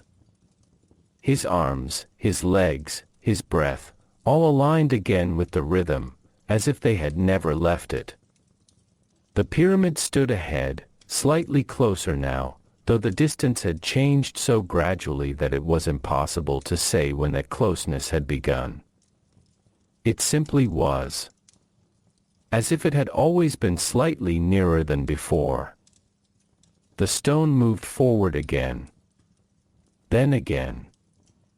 Then again. Each movement small on its own. Each one almost identical to the last. And yet together they created the slow shaping of the day, the slow shaping of the structure, the slow shaping of the life that moved within it. The man did not think of ending. He did not think of progress. He did not think of arrival. Those ideas did not belong in this space. Here, there was only continuation. Only the steady unfolding of effort into effort. The light shifted again, almost imperceptibly. The air carried a faint sense of change, not in temperature alone, but in feeling, as though the day itself were beginning to tilt gently toward its later hours. But even this did not interrupt the rhythm. It simply became part of it. Pull. Step. Breathe. Again. And again. And again. The afternoon stretched onward, not as a series of moments, but as a single long, quiet movement that carried the man and those around him through it without resistance, without urgency, without deviation. And in that steady unfolding, the world remained exactly what it had always been in this place, simple in motion, constant in repetition. And endlessly, gently continuing, the afternoon had slowly changed its character without ever announcing that it was doing so, as though the day itself did not believe in sharp transitions, only in gradual shifts that could only be understood after they had already taken place. And now the light carried a softer weight, resting more gently on the land, as if it were beginning to prepare itself for departure. The men felt this only in the most subtle way. Not as a thought. Not as a realization. But as a quiet adjustment in everything around him, the angle of shadows, the temperature of the air, the way his own movements seemed to fall into a deeper steadiness, as though the body had accepted that the hardest part of the day was not ahead, and not behind, but simply ongoing. His hands remained on the rope.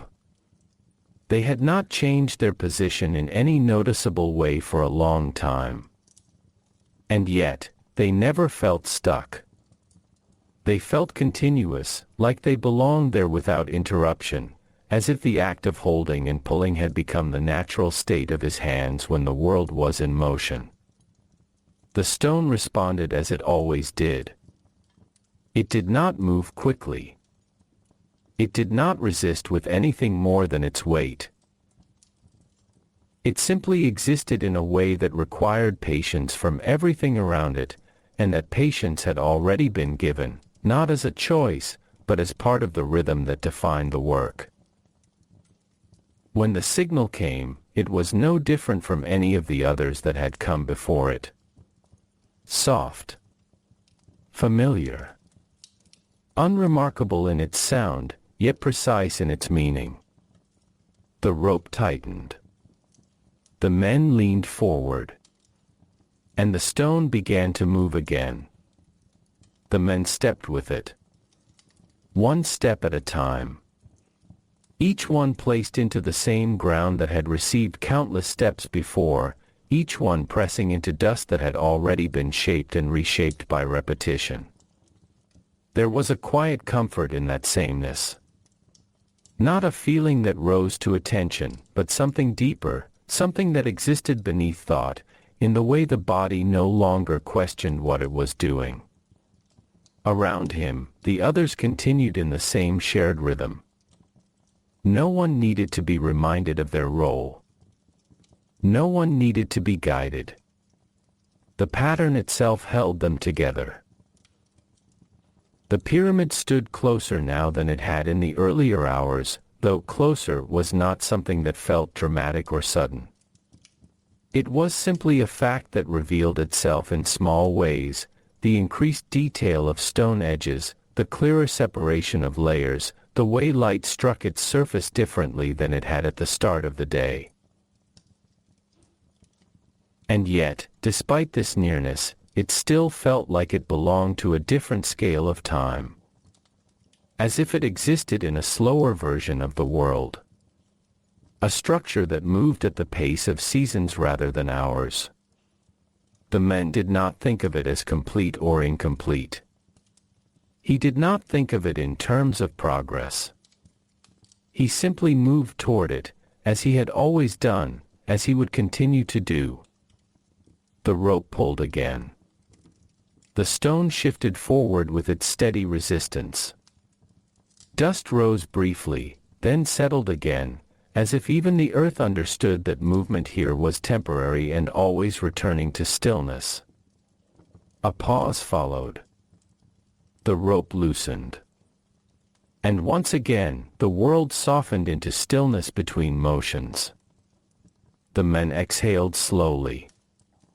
His shoulders lowered just enough to be felt, though not enough to change posture entirely. He remained ready, not tense, not relaxed beyond function, but balanced in that quiet space between effort and rest that had become so familiar it no longer needed recognition. The light above had changed again. It had begun to angle more noticeably now, stretching longer across the ground, touching the pyramid in a way that made its surfaces appear deeper, more layered, as if each stone contained its own small shadow within it. The air carried that subtle shift that comes when the day starts to lean toward its end. Not cold. Not warm. Simply different. The man did not name it. He only moved within it. The signal came again. And the rhythm resumed. Pull. Step. Breathe. The repetition continued, unchanged in structure, unchanged in meaning. But within it, there was a slight softening now, as though the edges of effort had been worn down by the long hours, leaving something smoother, more continuous, easier to carry even as it continued. The stone moved again. Then again. Then again. Each movement small. Each one familiar. Each one part of a larger pattern that did not need to be understood in order to be followed. The man's attention remained close. Always close. Never wandering far. Because there was nothing far that mattered more than what was immediately in front of him. The rope. The step. The breath. And the steady presence of others moving with him, neither leading nor following, simply existing within the same ongoing rhythm. Time continued to soften. It no longer felt divided. The afternoon no longer felt separate from what had come before it. Everything felt like a continuation of the same long, steady process, as if the entire day were one uninterrupted movement that had not yet decided when to end. The pyramid received each stone without change in expression, without acknowledgement, without interruption. It simply accepted. And in that acceptance, it continued to grow in its quiet, patient way. The man did not look for signs of completion. He did not look for endpoints. He only continued. Pull. Step. Breathe. Again. And again. And again. As the light deepened slightly more, and the world around him carried on in its unbroken rhythm, steady and familiar, as it always had been, and as it would continue to be for as long as the work remained, the day did not announce its direction toward evening, and yet everything within it began to shift in a way that was almost too subtle to describe, as if the world itself were lowering its voice, not stopping, not slowing in any obvious sense, but becoming quieter in its motion, gentler in its light, and more patient in its unfolding. The men felt this only through repetition. Through the rope. Through the step. Through the breath that now carried a slightly longer pause between effort and release. His hands remained steady. They had long since stopped adjusting. The rope felt neither heavy nor light. It simply felt familiar, as though it had always belonged there, as though his hands had been shaped around it over time rather than placed upon it anew each morning. The stone moved again when the signal came. There was no difference in the signal itself. No change in tone. No shift in meaning.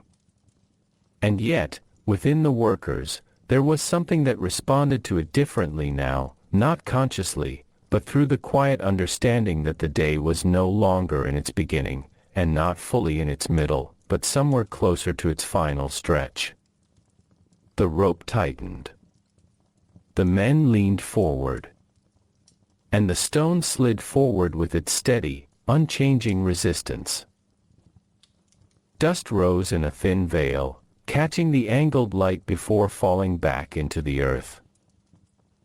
The man stepped forward.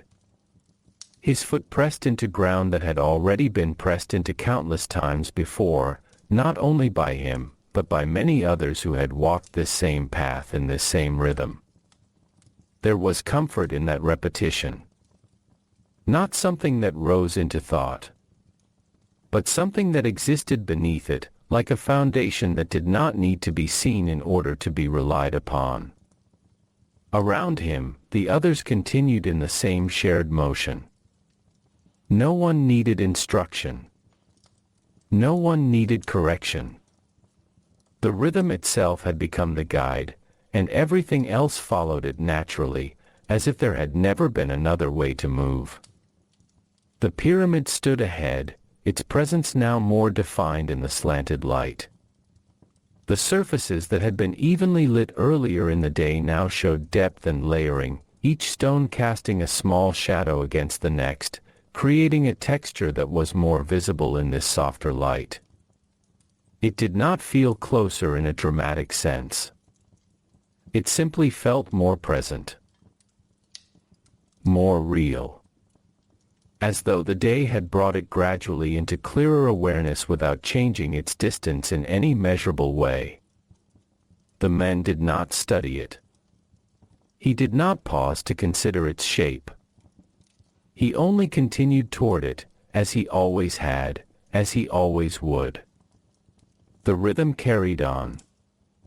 Pull. Step. Breathe. Again. And again. And again. A pause followed. The stone settled. The rope loosened. And the world entered that familiar space of stillness between movements, where everything remained in place but nothing was actively changing. The man stood in it without tension. His shoulders lowered slightly, not in relief, but in completion of the last motion. His breathing remained steady, deeper now, as if the body had learned throughout the day how to sustain itself within the repetition without strain. The light continued to shift. It had become noticeably softer now, not dim, but less direct, as though the sun had moved farther along its path and was beginning to tilt its presence away from the center of the sky. Shadows stretched longer across the ground. They moved with the slightest changes in posture, as if they were quietly participating in the same rhythm as the men themselves. No one spoke. There was no need. The silence carried everything that needed to be understood. The signal came again. And once more, the work resumed. The rope tightened. The stone moved. The men leaned forward. The repetition continued, unchanged in structure, unchanged in meaning, yet now carrying within it a subtle awareness that the day was slowly approaching its final portion. Not ending yet, but nearing the place where ending would eventually become inevitable. The men did not think of this directly. It did not form as a clear idea. It existed only as a softness in the rhythm, a slight easing in the effort required, as though the day itself were no longer asking for as much resistance. The stone moved forward again. Then again. Then again. Each motion small. Each motion familiar. Each motion indistinguishable in its structure from all those that had come before. And yet together they formed the slow progression of the day toward its quiet close. The pyramid received each stone in silence. It did not change its response. It did not alter its form in any visible way from moment to moment. It simply continued to grow, as it always had, as it always would, through the accumulation of repetition that no single moment could fully define. The men remained within the rhythm. There was no desire to leave it early. No desire to arrive at its end. Only continuation. Only the next movement. Only the steady unfolding of effort into effort. As the light deepened slightly more, the world around him softened again, and the afternoon began its final long stretch toward evening, carrying with it the same calm repetition that had defined every part of the day so far, unchanged in its nature, only gradually moving forward, as if it had nowhere else to go except onward. And so the men continued. Pull. Step. Breathe. Again. And again. And again. As the day slowly, gently, almost imperceptibly approached its quiet ending, the late afternoon did not change in any sudden way, yet it carried a feeling that was slightly different from what had come before, as if the world had begun to loosen its grip on the long repetition of the day, not releasing it, not stopping it, but allowing it to move with a softer edge, a gentler pressure, a slower insistence. The men felt this difference in the smallest places. In the way his shoulders no longer held quite the same firmness. In the way each pull of the rope seemed to meet slightly less resistance, not because the stone had changed, but because the body had settled deeper into its rhythm, no longer needing to assert effort in the same way it had earlier. The rope was still rough in his hands. Still familiar. Still unchanged. But it no longer felt like something separate from him. It felt like part of the same continuous motion that carried his arms, his breath, his steps, and even his stillness between movements. The stone moved forward again when the signal came, just as it always had. There was nothing different in the sound of the signal. Nothing different in the reaction. Yet everything within it felt slightly more softened, as though the repetition itself had been worn smooth by the passage of hours. The men leaned forward together. Not with urgency. Not with hesitation. But with the steady familiarity of bodies that no longer needed instruction. The stone slid across the ground. Its movement remained slow, heavy, deliberate. But now there was a sense that each movement belonged to a sequence that was nearing its final repetitions, even if no one could say how many remained. The men stepped forward. One step. Then another. The ground beneath him felt unchanged, yet there was a subtle awareness of distance now, as though each step carried a slightly greater sense of passage, not physically, but within the rhythm of the day itself. The pyramid stood ahead in the softening light. Its form was more defined now than at any earlier point in the day, not because it had changed dramatically, but because the light had shifted enough to reveal more of its depth, more of its structure, more of the quiet precision of its layered stones. It did not feel distant. It did not feel close. It simply felt present. As something that had always been there, and would continue to be there, shaped slowly by repetition that did not belong to any single moment. Around the men, the others continued in the same steady motion. No one spoke. No one needed to.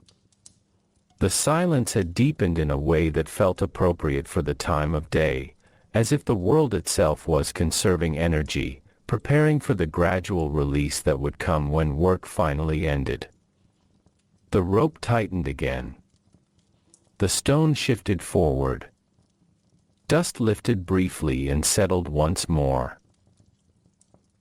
Each movement felt slightly more measured now, as if even the earth beneath them was participating in the slowing rhythm of the afternoon. A pause followed. The stone came to rest. The rope loosened. And again, stillness filled the space between movements. The men stood quietly within it. His breathing was steady, deeper than before, not from effort alone, but from the natural settling that comes after long repetition, when the body no longer distinguishes between exertion and continuation. He did not look around. He did not need to. Everything around him remained familiar, unchanged in structure, only softened in tone by the passing hours. The light above had shifted again. It now carried the unmistakable sense of descent, not in darkness, but in angle, as though the sun were slowly lowering itself toward the edge of the world, stretching its presence across the land in longer, quieter shapes. Shadows deepened. Edges softened. The pyramid's surface reflected this change, each stone holding a slightly different shade, as if the entire structure were breathing in the light and preparing to release it. The signal returned. And the rhythm resumed. Pull. Step. Breathe. Again.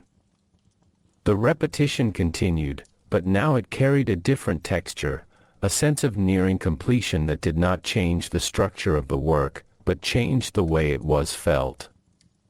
Not urgency. Not relief. But a quiet awareness that the day was moving toward its final portion. The men did not think in terms of finishing. He did not anticipate the end. He only continued. Each movement remained simple. Each moment remained immediate. The stone moved forward again. Then again. Then again. Each motion part of the same long sequence that had begun before thought and would continue beyond it. The pyramid accepted each stone as it always had, without acknowledgement, without interruption, without change in its silent presence. The men remained within the rhythm. The rope. The step. The breath. Again. And again. And as the light deepened further, the world around him continued its slow, unbroken transition toward evening, carrying everything within it gently forward, without pause, without resistance, and without ever breaking the quiet continuity of the day. By the time the afternoon had stretched itself fully into its final shape, there was a quiet sense that nothing in the world was separate anymore, not the movement of the men, not the slow shifting of the stones, not even the light that now lay across the land in longer, softer bands that seemed to hold everything together in one continuous, unbroken stillness. The man continued as he always had. Not thinking of continuation. Only living within it. The rope remained in his hands, though the feeling of it had changed in the smallest possible way, as if its roughness had become more familiar with every passing hour, not worn away, but integrated into the memory of touch itself. Each pull now felt like part of something that had already been completed many times before, even as it was still happening. The stone moved forward when the signal came. It did not feel like a new movement.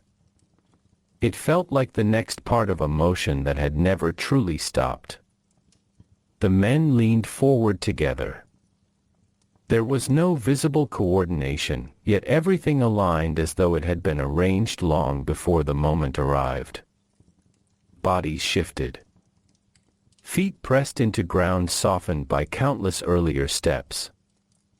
And the stone obeyed the same quiet pressure it had always responded to, sliding forward in its slow and deliberate way.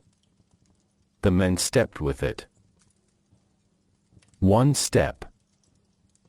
Then another. No variation. No hesitation. Only the steady return of motion into motion. The pyramid stood in the background of all this movement, no longer something distant or separate, but something that felt almost integrated into the rhythm itself, as though the work and the structure were two parts of the same continuous act. Its form was more visible now in the late light. Not because it had suddenly become clearer, but because the world around it had begun to soften, allowing its edges and layers to stand out gently against the fading brightness of the day. It did not feel complete. It did not feel incomplete. It simply felt ongoing. As if it had always existed in a state of becoming. Around the men, the others continued their work in the same steady pattern. There were no changes in direction. No shifts in urgency. Only the gradual easing of effort that comes not from stopping, but from having repeated something long enough that the repetition itself becomes a form of rest. The rope tightened again. The stone moved. Dust lifted in a small, quiet cloud and settled quickly, as though even the air preferred not to disturb the rhythm of what was happening. A pause followed. The stone came to rest once more. And the world entered stillness again, not as an absence of movement, but as a natural pause within it. The men remained standing. His posture was relaxed in a way that still held readiness, a balance that had been learned through repetition rather than instruction. His breathing was steady. Unforced. Each inhale and exhale blending into the larger rhythm that had shaped the entire day. He did not look toward the sky. He did not need to. The change in light was already present in everything around him. The shadows had grown longer now, stretching across the ground in quiet lines that shifted slowly with each passing moment. The warmth of the day had softened into something less intense, more even, as if the world were slowly letting go of its hold on heat and brightness. The signal came again. And once more, the rhythm resumed. Pull. Step. Breathe. The repetition continued, but now it carried a deeper sense of familiarity, as if every movement had been rehearsed countless times not only during this day, but across all the days that had come before it. Nothing felt new. And because nothing felt new, nothing felt uncertain. The man's attention remained close. Always close. Not scattered. Not searching. Only present within the immediate motion of rope, stone, and step. The stone moved forward again. Then again. Then again. Each movement small. Each movement steady. Each movement part of the same long unfolding that had carried the day from its first faint light into this quiet, nearing edge of evening. The pyramid received each stone without change. It did not respond. It did not acknowledge. It simply continued to exist in its growing form, shaped by repetition that no single moment could fully contain. The men did not think of ending. He did not think of arriving. He only continued. And yet, somewhere within the rhythm itself, there was a softening that could not be ignored, a subtle easing that suggested the day was approaching its final quiet turn, where movement would eventually give way to stillness, just as it always had, just as it always would. The rope tightened once more. The stone moved again. And the world continued its slow, steady transition toward evening, carrying everything within it gently forward, without interruption, without urgency, and without ever breaking the calm continuity of repetition that defined the day. The light had begun to change in a way that was no longer subtle enough to ignore, not because it was dramatic, but because it had settled into a softer form that touched everything equally, as if the day had decided to release its hold in small, careful stages, rather than all at once. The men moved within that change without naming it. He never named these things. They did not need names to be understood. They were felt in the body, in the rhythm, in the quiet adjustments that happened without instruction. His hands remained on the rope, but the pressure of his grip had eased slightly, not from weakness, but from familiarity so deep that effort no longer needed to announce itself in the same way it had earlier in the day. The rope had become part of the motion rather than something separate from it. When the signal came, it was the same as always. Soft. Simple. Unchanging. The men leaned forward. The stone moved. And yet, in that movement, there was a slight difference, not in the task, not in the structure, but in the feeling of continuation itself, as if the repetition had begun to fold back into itself, becoming smoother, more fluid, less resistant with each passing cycle. The men stepped forward. One step. Then another. The ground beneath him felt familiar in a way that went beyond recognition, as if his feet no longer needed to interpret where they were, because they already understood the pattern of this place through countless returns. The pyramid stood ahead, its presence now deeply tied to the rhythm of the day. It was no longer something that existed at a distance. It felt integrated into the movement of the workers, as though every pull of the rope was also a quiet contribution to its continued existence, and not a separate act at all. Its surface caught the late light differently now. Not brightly. Not sharply. But with a softened glow that revealed the slow layering of its construction, each stone resting against the next with a patience that matched the labor that placed it there. The men did not look for meaning in it. Meaning was not something required for continuation. Only motion was required. Only presence. Around him, the others moved in the same steady rhythm. No one broke the pattern. No one needed to remind anyone else what came next. Everything was already known in the body, already carried in repetition so deep it had become instinct. The rope tightened again. The stone shifted forward. And the sound returned, low, steady, unremarkable, yet constant, like a background note that had been playing since the beginning of the day. A pause followed. The stone rested. The rope loosened. And the world entered stillness once more. But this stillness felt slightly different.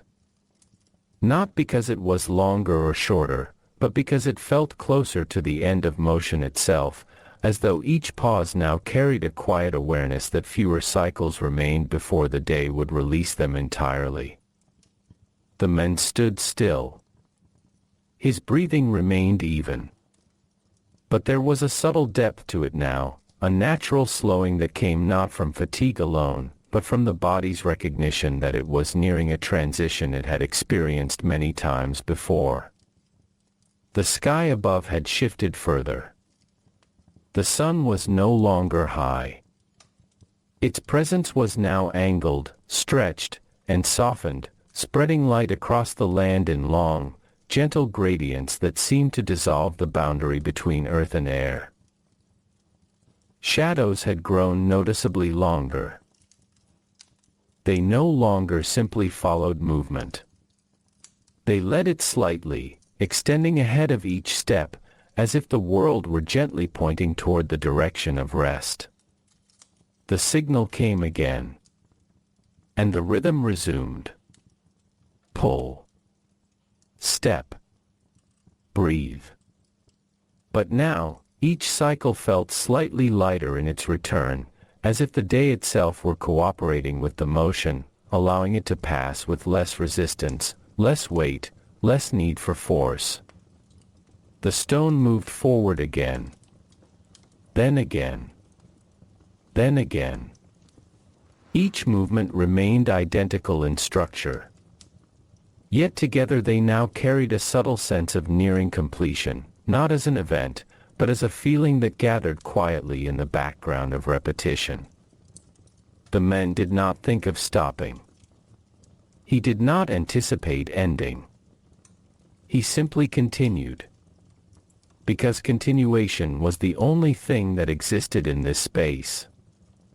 And yet, even within that continuity, something was shifting. Not abruptly. Not clearly. But steadily, like the slow lowering of a curtain that does not fall all at once, but descends gradually until the stage is gently returned to darkness. The pyramid stood unchanged in its silent presence, receiving each stone as it always had, as it always would, shaped by the same unbroken rhythm that defined the day from beginning to end. The men remained within that rhythm. The rope. The step. The breath. Again. And again. And again. As the light continued to soften, and the world moved quietly toward the final hours of the day, carrying everything within it forward in a calm, unbroken flow that had no need to hurry, and no need to stop, the evening light had settled now into something quieter, not fading all at once, but thinning gently across the land, as if the day were slowly becoming less dense, less demanding, and more willing to let everything exist without effort or emphasis. The men moved within that thinning light. His body did not resist it. It adjusted, as it always had, without instruction, without awareness beyond the immediate rhythm of work that continued to guide each motion forward. The rope still rested in his hands, though its presence felt even more natural now, as if it no longer needed to be noticed at all in order to be held correctly. The roughness of it had become a kind of background sensation, like the feeling of air on skin or the pressure of standing on solid ground. When the signal came, it arrived in the same quiet way as before. Unchanged. Unremarkable. Yet understood immediately by every body that heard it. The men leaned forward. The stone began to move. And the motion resumed as though it had never paused at all, only shifted into another breath of the same continuous cycle. The men stepped forward. One step. Then another. There was no thought attached to the movement. Only movement itself. The ground beneath him had become entirely familiar, not in the sense of recognition, but in the deeper sense of belonging, as if each step had already been taken before and was simply being taken again in the same place, the same way, without variation that mattered. The pyramid stood ahead, now fully shaped by the evening light. Its structure appeared more unified than before, not because it had changed, but because the softer light had drawn its separate parts into a single, calm presence. Each stone seemed to rest more visibly in relation to the next. Each layer felt more connected to the one beneath it. And yet, nothing about it suggested completion. It remained in motion, not physically, but in its state of being built, always continuing, always receiving. The men did not look at it for long. His attention stayed close. The rope. The step. The breath. These were enough. Around him, the others continued in the same steady pattern. No changes in pace. No interruptions in rhythm. Only the slow deepening of repetition as the day approached its final stage. The stone moved forward again. Then again. Then again. Each movement felt slightly more fluid than the last, as if resistance itself had softened over time, not disappearing, but becoming easier to carry, less noticeable in its weight. Dust rose briefly with each shift, then settled quickly, as though even the earth preferred stillness now over movement. A pause followed. The stone came to rest. The rope loosened. And the world entered stillness again. But this stillness now felt closer to something final, not in urgency, but in recognition, as if the rhythm itself understood that fewer cycles remained before it would yield entirely to rest. The man stood quietly. His breathing had become slower, deeper, more even. Not from exhaustion alone, but from the long, continuous alignment of body and motion throughout the day, a rhythm that now extended into rest between actions as naturally as it extended into effort. The sky above had shifted further.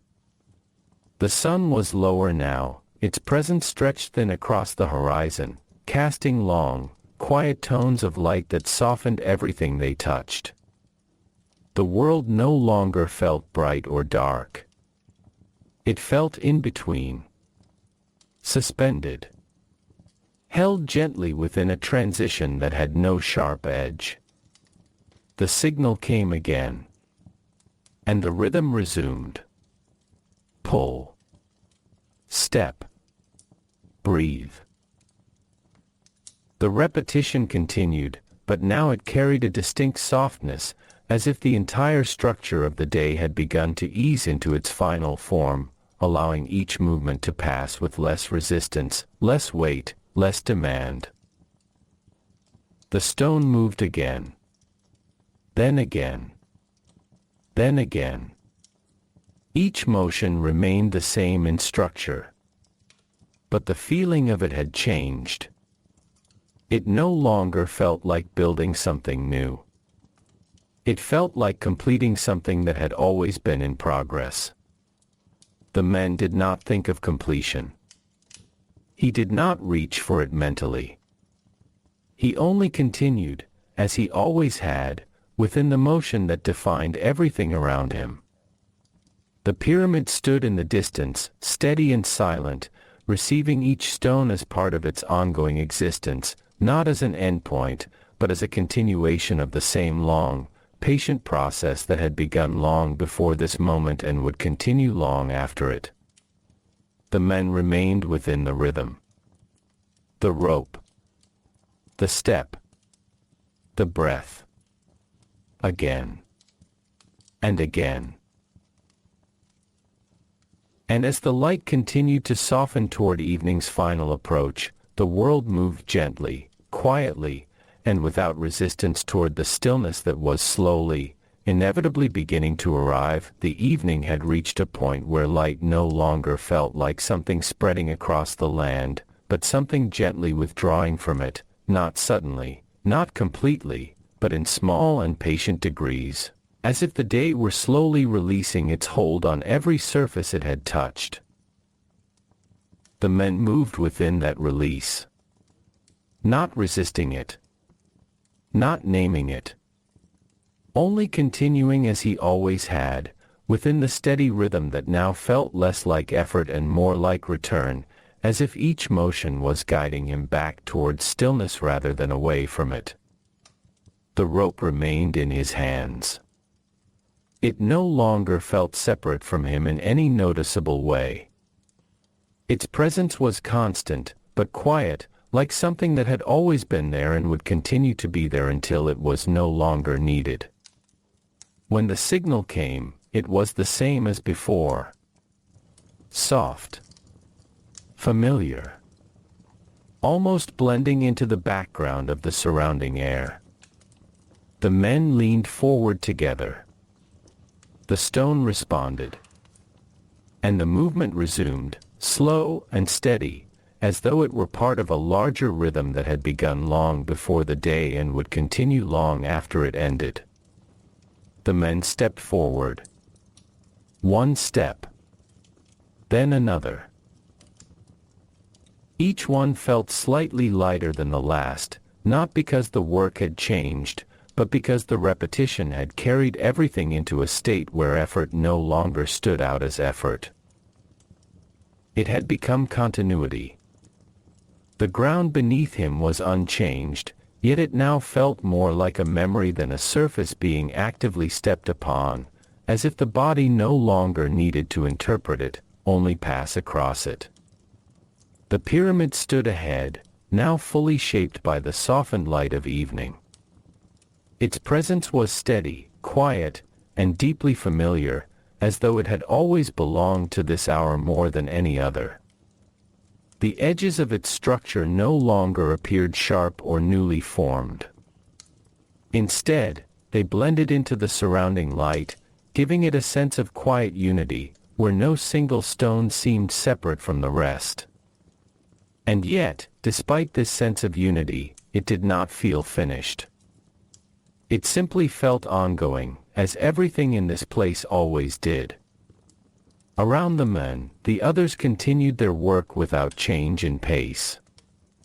No one increased their effort. No one reduced it intentionally. The rhythm itself had already adjusted everything necessary. The stone moved forward again. Then again. Then again. Each motion now felt like part of a long exhale, as if the entire day were slowly breathing out its final moments through the work itself. Dust lifted briefly with each shift and settled quickly, as though even the earth had grown accustomed to the repetition and no longer disturbed itself unnecessarily. A pause followed. The stone came to rest. The rope loosened. And stillness returned.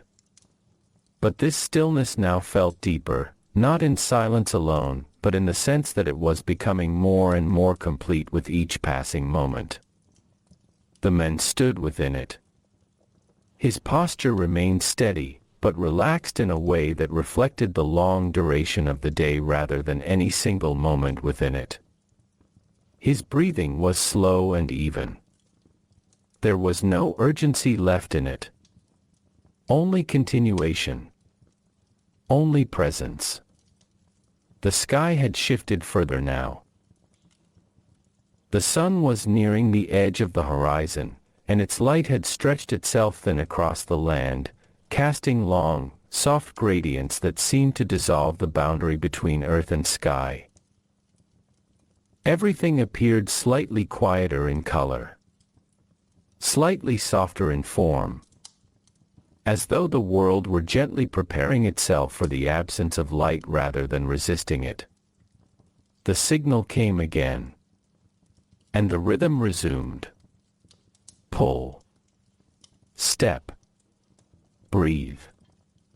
The repetition continued, but now it felt like it was approaching a natural easing point, not because anything had been concluded, but because everything had been expressed already in the only way it ever was, through motion repeated without interruption. The stone moved again. Then again. Then again. Each movement remained identical in structure, yet the feeling of it had become smoother, as though the friction of the day had been slowly worn down by its own repetition until only continuity remained. The man did not look for the end. He did not anticipate it. He only continued within the rhythm that had carried him through every hour so far. The pyramid stood in quiet presence, receiving each stone as part of its ongoing form, neither beginning nor ending, only continuing. And as the light deepened further into evening, the world moved with it, gently, steadily, without resistance, toward the quiet threshold where motion would finally soften into rest. The evening had now reached a softness that could not be mistaken for anything else, not morning, not afternoon, but something entirely its own, a quiet in-between where the world no longer pushed forward with any sense of urgency, but instead seemed to drift, gently and steadily, toward rest. The man continued within that drift. His hands still held the rope, but even that act felt less like holding and more like maintaining a familiar position that had been repeated so many times it no longer required attention. The rope no longer called for awareness. It simply existed in his grasp, as natural as the air around him. When the signal came, it was softer than anything that had preceded it earlier in the day, not because it had changed, but because everything else had become quieter in comparison. The men leaned forward. The stone moved. And the motion continued, now carrying with it a sense of final repetition, as though each cycle was not bringing them closer to something new, but simply completing the natural unfolding of what had already been in motion since the morning began. The men stepped forward. One step. Then another. There was no strain in the movement. There was no resistance in the body. Everything had settled into a rhythm so deeply familiar that even effort had lost its separate identity, becoming part of the same continuous flow. The ground beneath him felt unchanged, yet there was a sense of closure forming within its familiarity, as if every step taken here throughout the day was gently gathering into a single long memory of motion. The pyramid stood ahead in the final light of the day. It no longer appeared distant or near. It simply existed, fully present, shaped by the long repetition of countless movements that had built it gradually, without interruption, without distinction between one moment and the next. Its surface now reflected the fading light in a subdued way, not bright, not shadowed, but balanced in a quiet tone that matched the stillness of the approaching evening. It felt less like something being built and more like something being lived into existence. Around the men, the others continued as they had before. No changes in rhythm. No adjustments in pace. Only the continuation of movement that now felt as natural as breathing itself. The stone moved forward again. Then again. Then again. Each shift carried a sense of gentle conclusion, not as an ending in itself, but as part of a larger rhythm slowly reaching its final cycle for the day. Dust rose briefly and settled quickly, as it always did, as if even the smallest disturbances were now too light to linger. A pause followed. The stone rested. The rope loosened. And stillness returned once more. But this stillness now felt closer than ever to completion, as if it were no longer simply a pause within movement, but the beginning of movement's gradual release. The man stood quietly.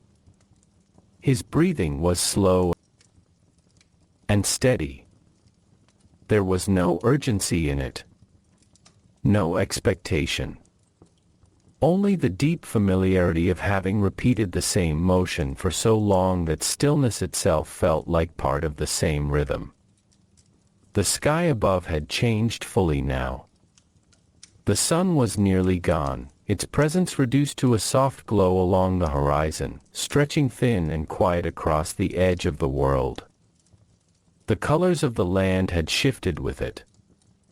Everything appeared gentler, less defined, as if the world were loosening its structure, preparing to rest in the absence of light. The signal came again. And the rhythm resumed for what felt like one of the final times of the day. Pull. Step. Breathe.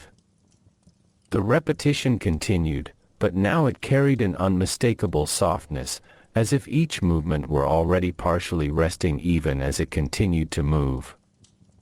The stone shifted again. Then again. Then again. Each motion small, steady, and deeply familiar. No longer carrying the feeling of building something new, but of completing something that had always been in motion. The man did not think of stopping. He did not think of finishing.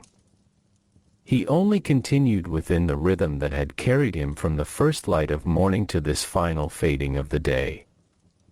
The pyramid remained in its quiet presence, unchanged in its form, yet shaped endlessly by the repetition that surrounded it, each stone part of the same long, unbroken process that defined everything within this place. And as the last light of evening began to settle across the land, the world moved gently, without resistance, toward the quiet stillness that waited just beyond the final repetition of the day. The evening had deepened now into a quiet that felt almost complete, not because everything had stopped, but because everything had begun to move more gently, as if the entire world had lowered its pace without being asked, without resistance, without even the awareness that anything was changing at all. The man continued within that softened motion. His hands still held the rope, but the feeling of holding had long since blended into the feeling of being carried by the rhythm itself, as if the boundary between effort and continuation had slowly dissolved over the course of the day. There was no sharpness left in the movement. No sudden resistance. Only the familiar cycle that repeated itself again and again, now feeling like something that was almost complete, even though nothing had explicitly ended. When the signal came, it was quieter than it had ever felt earlier in the day, not because the sound itself had changed, but because everything around it had become so still that even the smallest instruction felt like part of the air rather than something separate from it. The men leaned forward together. The stone responded. And once again, it moved. Slowly. Heavily. With the same steady inevitability that had defined its movement since the morning began. The men stepped forward. One step. Then another. And now even the act of stepping felt like part of a larger, softer flow, as if his feet no longer needed to decide where to land, but simply followed the rhythm that had already been established long before awareness entered the motion. The ground beneath him was unchanged, yet it now felt like it carried the memory of the entire day, every step layered into it, every movement leaving behind an invisible trace that could not be seen but could be felt in the continuity of motion. The pyramid stood ahead, fully present in the final light. Its structure no longer felt like something separate from the landscape, but something that had grown out of it, as natural and inevitable as the ground itself, shaped not by sudden effort, but by long repetition that had slowly become form. The evening light rested against its surface in a gentle gradient, revealing the quiet alignment of stones, each one placed through the same repeated effort, each one part of a larger rhythm that no single moment could define. It did not feel like it was being built anymore. It felt like it was simply continuing to exist through the repetition of movement around it. The men did not think of this directly. He did not reflect on it. He only continued. Around him, the others moved in the same steady pattern. No one spoke. No one broke the silence.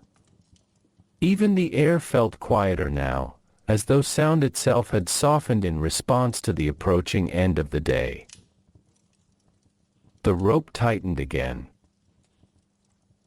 The stone shifted forward. Dust lifted briefly, catching the last remaining light, then settled again into the ground as though it had never been disturbed at all. A pause followed. The stone rested. The rope loosened. And stillness returned once more. But this stillness now felt deeper than before. Not heavier. Not emptier.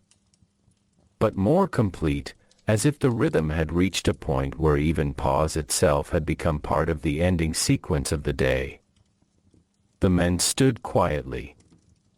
His breathing remained slow and even, no longer shaped by effort alone, but by the long continuation of effort that had gradually transformed into something softer, something closer to rest even while still standing. His shoulders were relaxed now in a way that reflected the entire day rather than any single moment of fatigue. Everything in him had settled into a calm alignment with the world around him. The sky above had nearly finished its transformation. The sun was no longer visible, only a faint glow remained along the horizon, stretching thin and pale, as if it were slowly dissolving into the edge of night. The colors of the world had deepened. Not darkened sharply, but softened into muted tones that blended together without strong separation, creating a sense of quiet unity across the land. The signal came again. And the rhythm resumed for what felt like the final cycle. Pull. Step. Breathe. The repetition continued, but now it carried a feeling that could not be ignored, a sense that each movement was part of something approaching completion, not as an event, but as a natural conclusion to everything that had already unfolded. The stone moved again. Then again. Then again. Each motion steady. Each motion familiar. Each motion part of the same long unfolding that had carried the day from its first faint light into this final deep stillness of evening. The man did not resist the continuation. He did not reach for the end. He simply remained within it. Because there was nothing else to do within the rhythm but continue the rhythm itself. The pyramid stood in silence. Fully present. Fully shaped by the repetition that surrounded it. Not finished. Not unfinished. Only ongoing in the way that such things always were.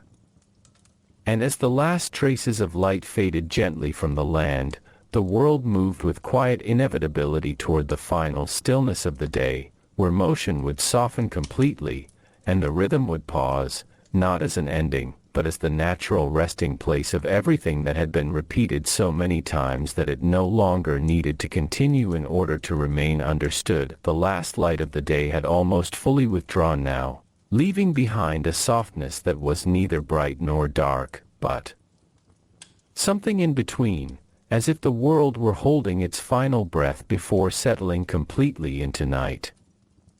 The men continued to move within that breath. But even continued no longer felt like the right word in the way it had earlier in the day. The repetition was still there. The rope was still in his hands. The stone still responded to the familiar signal.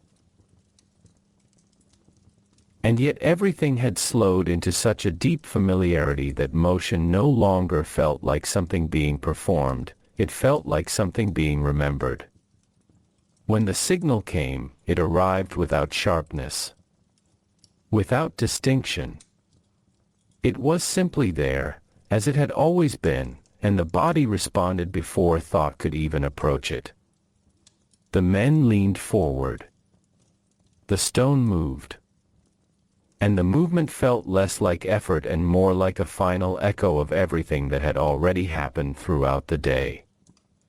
The men stepped forward. One step. Then another.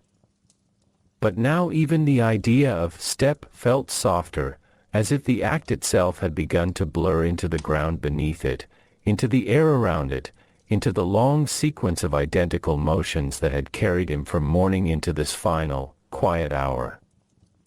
There was no resistance left in him that felt separate from the work. There was no separation left at all. Only rhythm. Only return. Only continuation that no longer needed definition. The pyramid stood in near darkness now, still visible, still present, but no longer shaped by light in a way that emphasized detail. Instead, it existed as a unified silhouette, a calm mass of accumulated repetition, holding within itself the memory of every stone placed that day, and every day before it. Though those memories were not visible, they were simply understood in the way still things sometimes carry invisible weight. The men did not look at it for long. Not because he avoided it, but because there was nothing new to see. It had already been seen through the body, through the repetition, through the rhythm that had connected him to it all day long. Around him, the others continued in the same slow, steady pattern. No one spoke. No one changed pace. Even the air seemed to have grown quieter, as if sound itself had become unnecessary now that motion was nearing its final rest. The rope tightened once more. The stone shifted forward. But this time, the movement felt almost ceremonial in its simplicity, as if it were not about distance anymore, but about completion of the pattern itself. Dust rose briefly and vanished quickly into the fading light. A pause followed. The stone rested. The rope loosened. And stillness came again. But this stillness now felt different from all the pauses before it. It did not feel like waiting. It felt like arrival.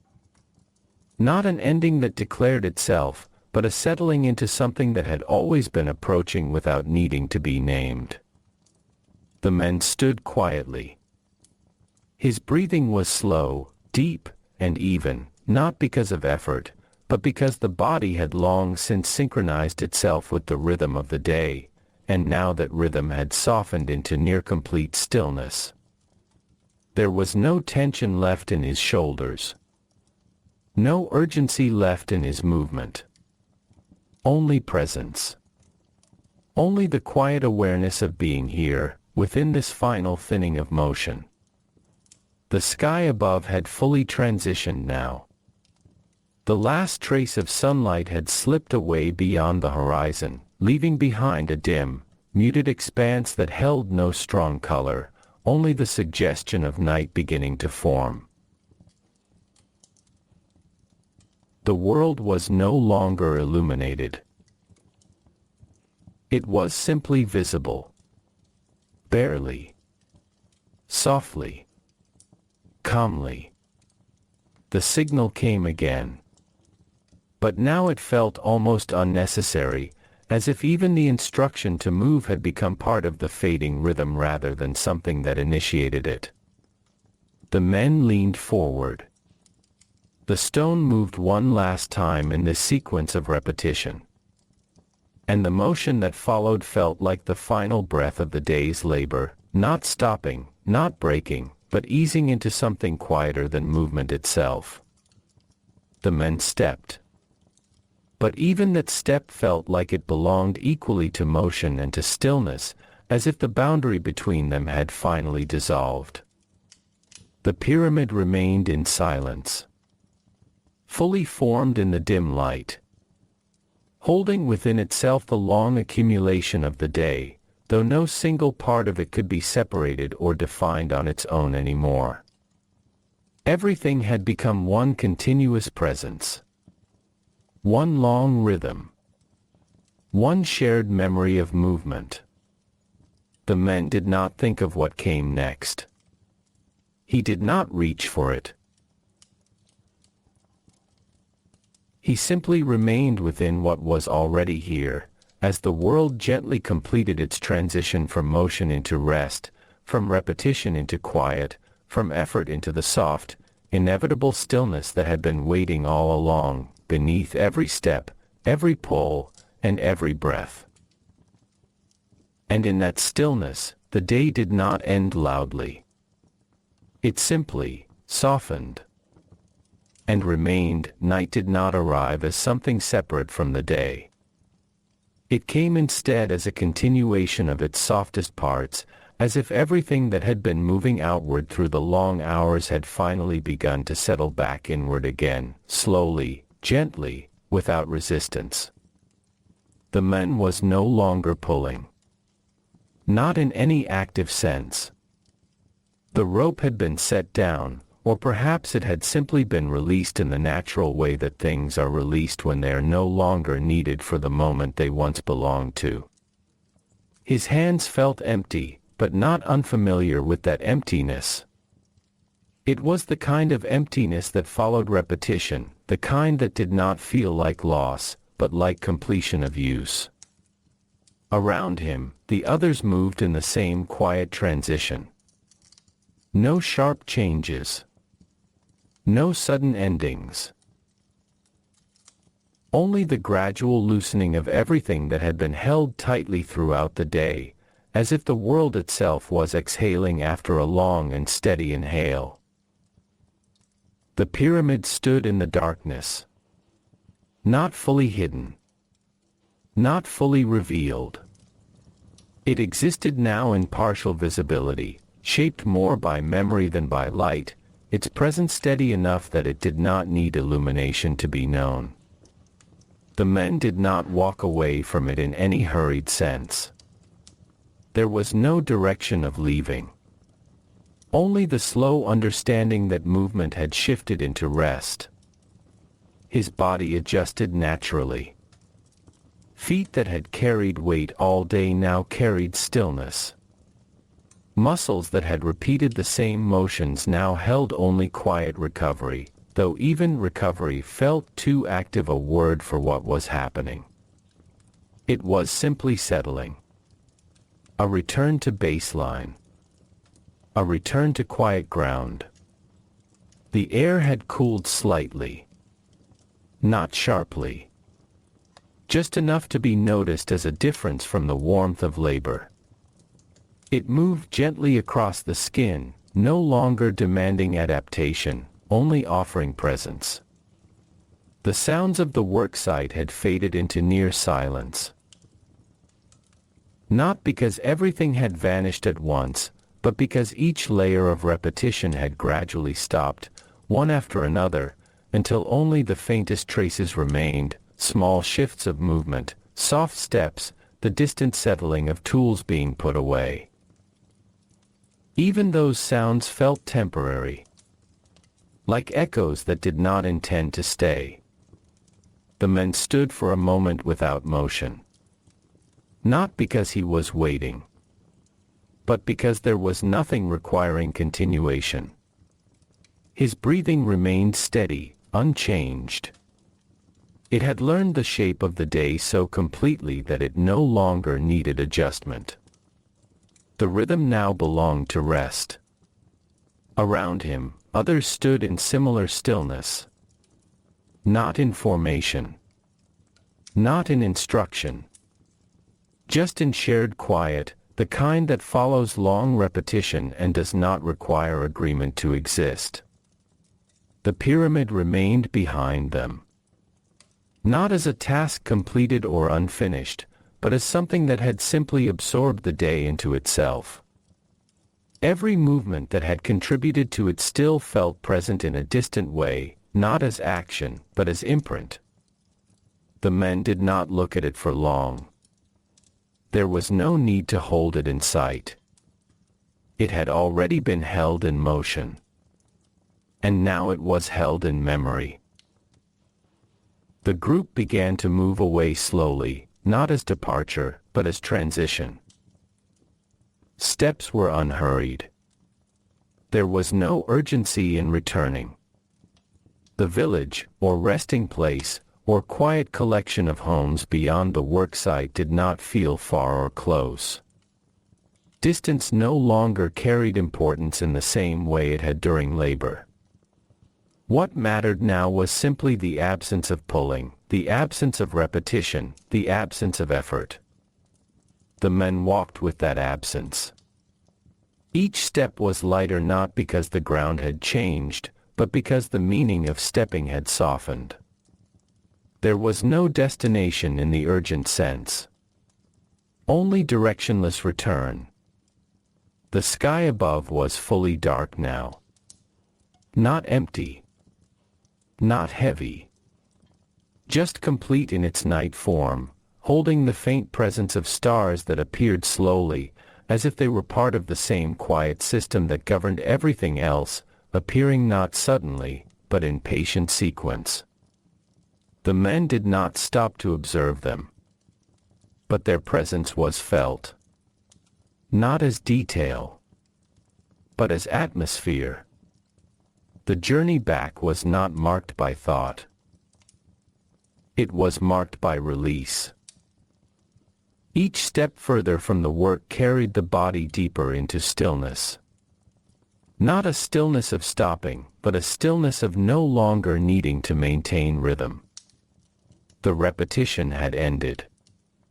But its echo remained. Soft. Even. Comforting in its familiarity. And as the men continued walking with the others into the darkened quiet beyond the pyramid's presence, the day did not feel like something that had ended behind him. It felt like something that had gently dissolved into him, and into everything around him, leaving only the calm awareness that tomorrow would not be different in any sudden way. Only repeated. Only continued.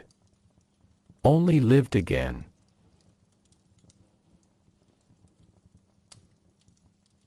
In the same slow, steady, quiet rhythm that never truly stopped, the path back did not feel like a separate journey from the work, because nothing in the day had ever truly been separate in the first place, and so the movement away from the pyramid felt less like leaving something behind and more like allowing it to remain where it already was while the body returned to quieter ground. The men walked without thinking of walking. Each step happened in the same calm continuity that had once been used for pulling, for leaning, for holding rope under the weight of stone. Now the same continuity existed without weight. The ground beneath his feet was uneven in small, familiar ways, but even those irregularities no longer mattered to attention. The body adjusted before awareness could notice.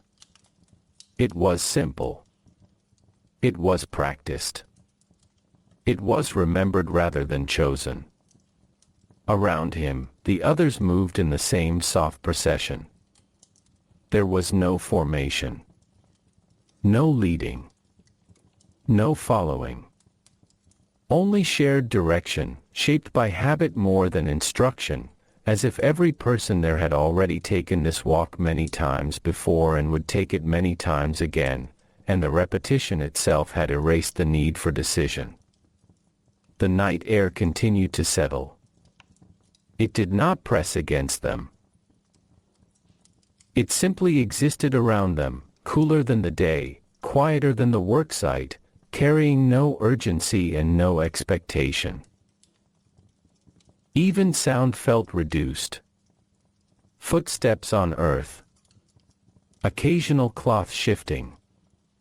A faint breath released into open air. These were not noises that interrupted silence. They were part of it.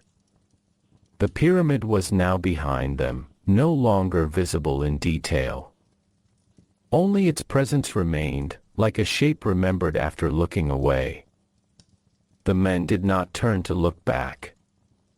There was no need to hold it visually in order to understand its place in the day. It had already been held in motion, in effort, in repetition. And now it remained in something quieter than sight. Memory without attention. As they walked, the rhythm that had governed the day did not vanish immediately. It softened gradually, like a pattern slowly fading after the last note has been played, still present in the air but no longer active in shaping movement. The man could feel that soft fading within himself. Not as loss, but as release. His shoulders, which had carried steady engagement for hours, now rested more fully. His arms hung without purpose, not heavy, not light, just no longer assigned to task. His breathing remained even. It did not need correction. It had already settled into a slower pattern, one that matched the absence of effort. The path ahead was dimly visible, guided more by familiarity than by light. The ground, the direction, the distance, none of these required conscious attention. They had been walked before. They would be walked again. And so the body simply followed what it already knew. The sky above was fully night now. Not empty, but vast in a way that did not ask to be understood. A few stars had appeared, steady and distant, their presence unchanged by anything below. They did not feel separate. They felt continuous with the silence on the ground, as if both earth and sky had agreed to reduce themselves to stillness at the same time. The man did not think about this. But he existed within it. The group continued forward at the same unhurried pace. There was no urgency to arrive anywhere. The return itself was part of the rhythm, just as the work had been. Just as the waiting had been. Just as the stillness would be. Each step brought a slight deepening of quiet. Not externally. Internally. A gradual loosening of the day's structure inside the body. The memory of pulling stone did not disappear immediately. It softened. Like something placed gently down rather than dropped. The repetition remained, but without demand. A background echo that no longer required response. The men felt this without analyzing it. It was simply the way transition happened here. Not sudden. Not defined. Only gradual unfolding into rest. As they moved farther from the worksite, the air felt more open. Not physically, but in feeling. Less contained. Less shaped by labor. More aligned with stillness. No one spoke. There was no need to translate what had already been understood through shared motion throughout the day. Language was not absent because it was forbidden. It was absent because it was unnecessary. The walk continued. Step after step. Each one smaller in meaning than the last. Each one closer to the place where movement no longer carried weight of purpose. And as the men walked within that fading rhythm, the day behind him no longer felt like something that had been completed. It felt like something that had simply dissolved into continuity, into memory, into quiet, into the slow, steady return to rest that would carry them through the night and back again into another day that would feel, in all the same ways, exactly like this one. Not different. Only repeated. Only lived again. Only continued. The return did not end when the village came into view, because even arrival was not something that marked a clear boundary between movement and stillness. It was only a gradual thickening of quiet, a slow recognition that the walking had become familiar enough that it no longer required attention in the same way, and that the body could begin to release even the memory of direction. The men entered the edge of the settlement without noticing a moment where he had crossed into it. There was no moment to notice. Only a shift in density. The space around him felt slightly more contained, slightly more known, as if the night itself had gathered closer to the structures where rest would happen. Low forms of homes stood in soft darkness. Their shapes were simple, familiar, unremarkable in a way that made them feel safe rather than plain. No light called attention. No sound demanded response. Everything here existed in a quieter register than the worksite had carried. The men slowed, though not deliberately. His body simply followed the natural reduction of motion that had been building since the final steps of the walk. The others around him did the same. There was still no need for instruction. Each person moved toward their own place through habit, through repetition, through a kind of unspoken understanding that had been shaped over many days of the same return. The men entered his space. It was not experienced as arrival in the dramatic sense. It was simply the absence of walking. The absence of shared motion. The absence of rope, of stone, of synchronized effort. He stood for a moment without sitting, without lying down, without changing anything immediately. Stillness was not rushed here. It was allowed to arrive on its own. The night outside remained steady. A quiet wind moved gently through the settlement, touching surfaces without insisting on attention. It carried no urgency. Only presence. The man finally lowered himself into rest. The movement was slow, familiar, unremarkable in its simplicity. There was no thought guiding it. Only completion of the day's pattern. His body met the resting surface with the same quiet acceptance it had shown toward the ground, the rope, the rhythm of labor.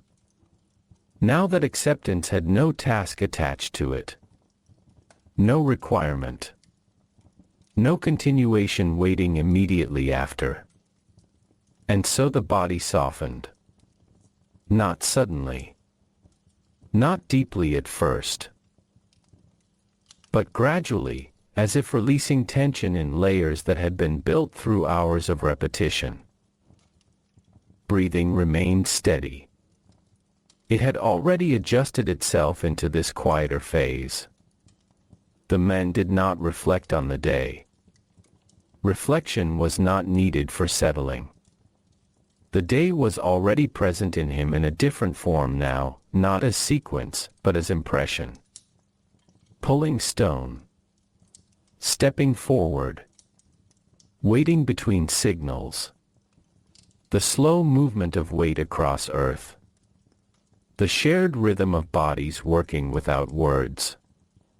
All of it remained, but without urgency. Like something placed gently into stillness rather than something actively remembered. Outside, the village held its quiet shape. Inside, the man's awareness began to soften further. Not into sleep immediately, but into the space that precedes it, where thought becomes less structured, where the edges of experience begin to blur into something smoother and less defined. Time did not feel like time anymore. It felt like continuation without effort. A gentle fading of the day's structure into something that no longer required structure. The body remained. The breath remained. But attention no longer held onto either tightly. The pyramid was far now, not in distance alone, but in state. It belonged to another layer of experience. A place of repetition and effort that had already completed its portion of the day. And yet, even there, it did not feel separate. It felt like part of the same long rhythm that extended through work, through walking, through return, and now into rest. Everything was still connected. Just quieter. Much quieter. The man's thoughts drifted less and less. Not because they were pushed away, but because they no longer needed to continue in structured form. They softened into fragments, then into stillness between fragments, then into something even less defined than that. The night continued outside without change. Inside, there was no longer distinction between the fading of thought and the beginning of rest. Only a slow sinking into calm continuity. The same continuity that had carried the day, now carrying it further inward. And as the men settled fully into that quiet space, the repetition of the day no longer felt like something behind him. It felt like something that had dissolved into the fabric of rest itself. Not gone. Not ended. Only transformed into stillness. And in that stillness, nothing demanded continuation. Not yet. Not now. Only quiet. Only rest. Only the gentle suspension of everything that had once been motion. The first light of morning did not arrive as a clear beginning. It arrived as a soft return of visibility, as if the world had simply decided to be seen again after a long period of quiet holding. Nothing moved suddenly. Nothing changed quickly. Even waking itself came in layers, the way it always had, without urgency, without interruption, without any sense that anything needed to be different from the day before. The men lay still for a few more moments. Not asleep anymore. Not fully awake yet either. Just present in the narrow space where rest and awareness overlap, where the body has returned but thought has not fully gathered itself. Breath came gently, naturally, without effort. It had never truly stopped being there, but now it was once again something quietly noticed. Around him, the settlement began its familiar transition. Not with noise. Not with instruction. Only with small signs that life was returning to motion in its usual, unspoken way. A shift of position. A faint movement behind walls. The soft suggestion that stillness was loosening its hold. The men rose slowly. There was no reason to hurry. Nothing in this world ever began by force. It began the way everything else did here, gradually, steadily, through repetition that had been lived so many times it no longer felt like a decision. His feet touched the ground. Familiar ground. Not different from yesterday. Not separate from any other morning. Just the same quiet surface that would once again carry him forward. He did not think of the pyramid. Not yet. He did not think of work. Not yet. There was only the slow re-entry into the body's awareness of the day. The simple presence of standing. Of breathing. Of being within the world again. Outside, the sky was not bright. Not dark. It was something in between, holding the softest suggestion of light, as if the sun itself were still deciding how much of itself to reveal. And in that gentle uncertainty, everything felt familiar. The men stepped forward. Not toward anything specific. Only into the continuation of what had always been happening. The path would return to him. It always did. The others would gather. They always did. The rope would be taken up again. The stone would wait again. And the rhythm would begin again, not as something new, but as something remembered by the body before thought could even form. The men walked slowly at first. Each step quiet. Each step simple. There was no separation between yesterday's movement and today's movement, only the same continuity passing through different light. The village behind him remained still for a little longer, holding on to the last traces of night before fully releasing them. Ahead, the world opened gently. Not wide. Not demanding. Just available. And as he moved forward, something subtle settled within him, something that did not need words to exist. The understanding that nothing had truly paused. Nothing had truly ended. Only rested. Only softened. Only returned. The pyramid would be there again. Not as a destination that demanded thought, but as part of the same unbroken rhythm that shaped everything else. Work would begin again. Not as a burden. Not as a change. But as continuation. And so the men continued walking. Slowly. Calmly. Into the returning light of another day that already felt familiar before it had fully arrived. Not new. Not old. Only the next quiet repetition of a life built in steady motion, held in shared rhythm, and carried forward without end.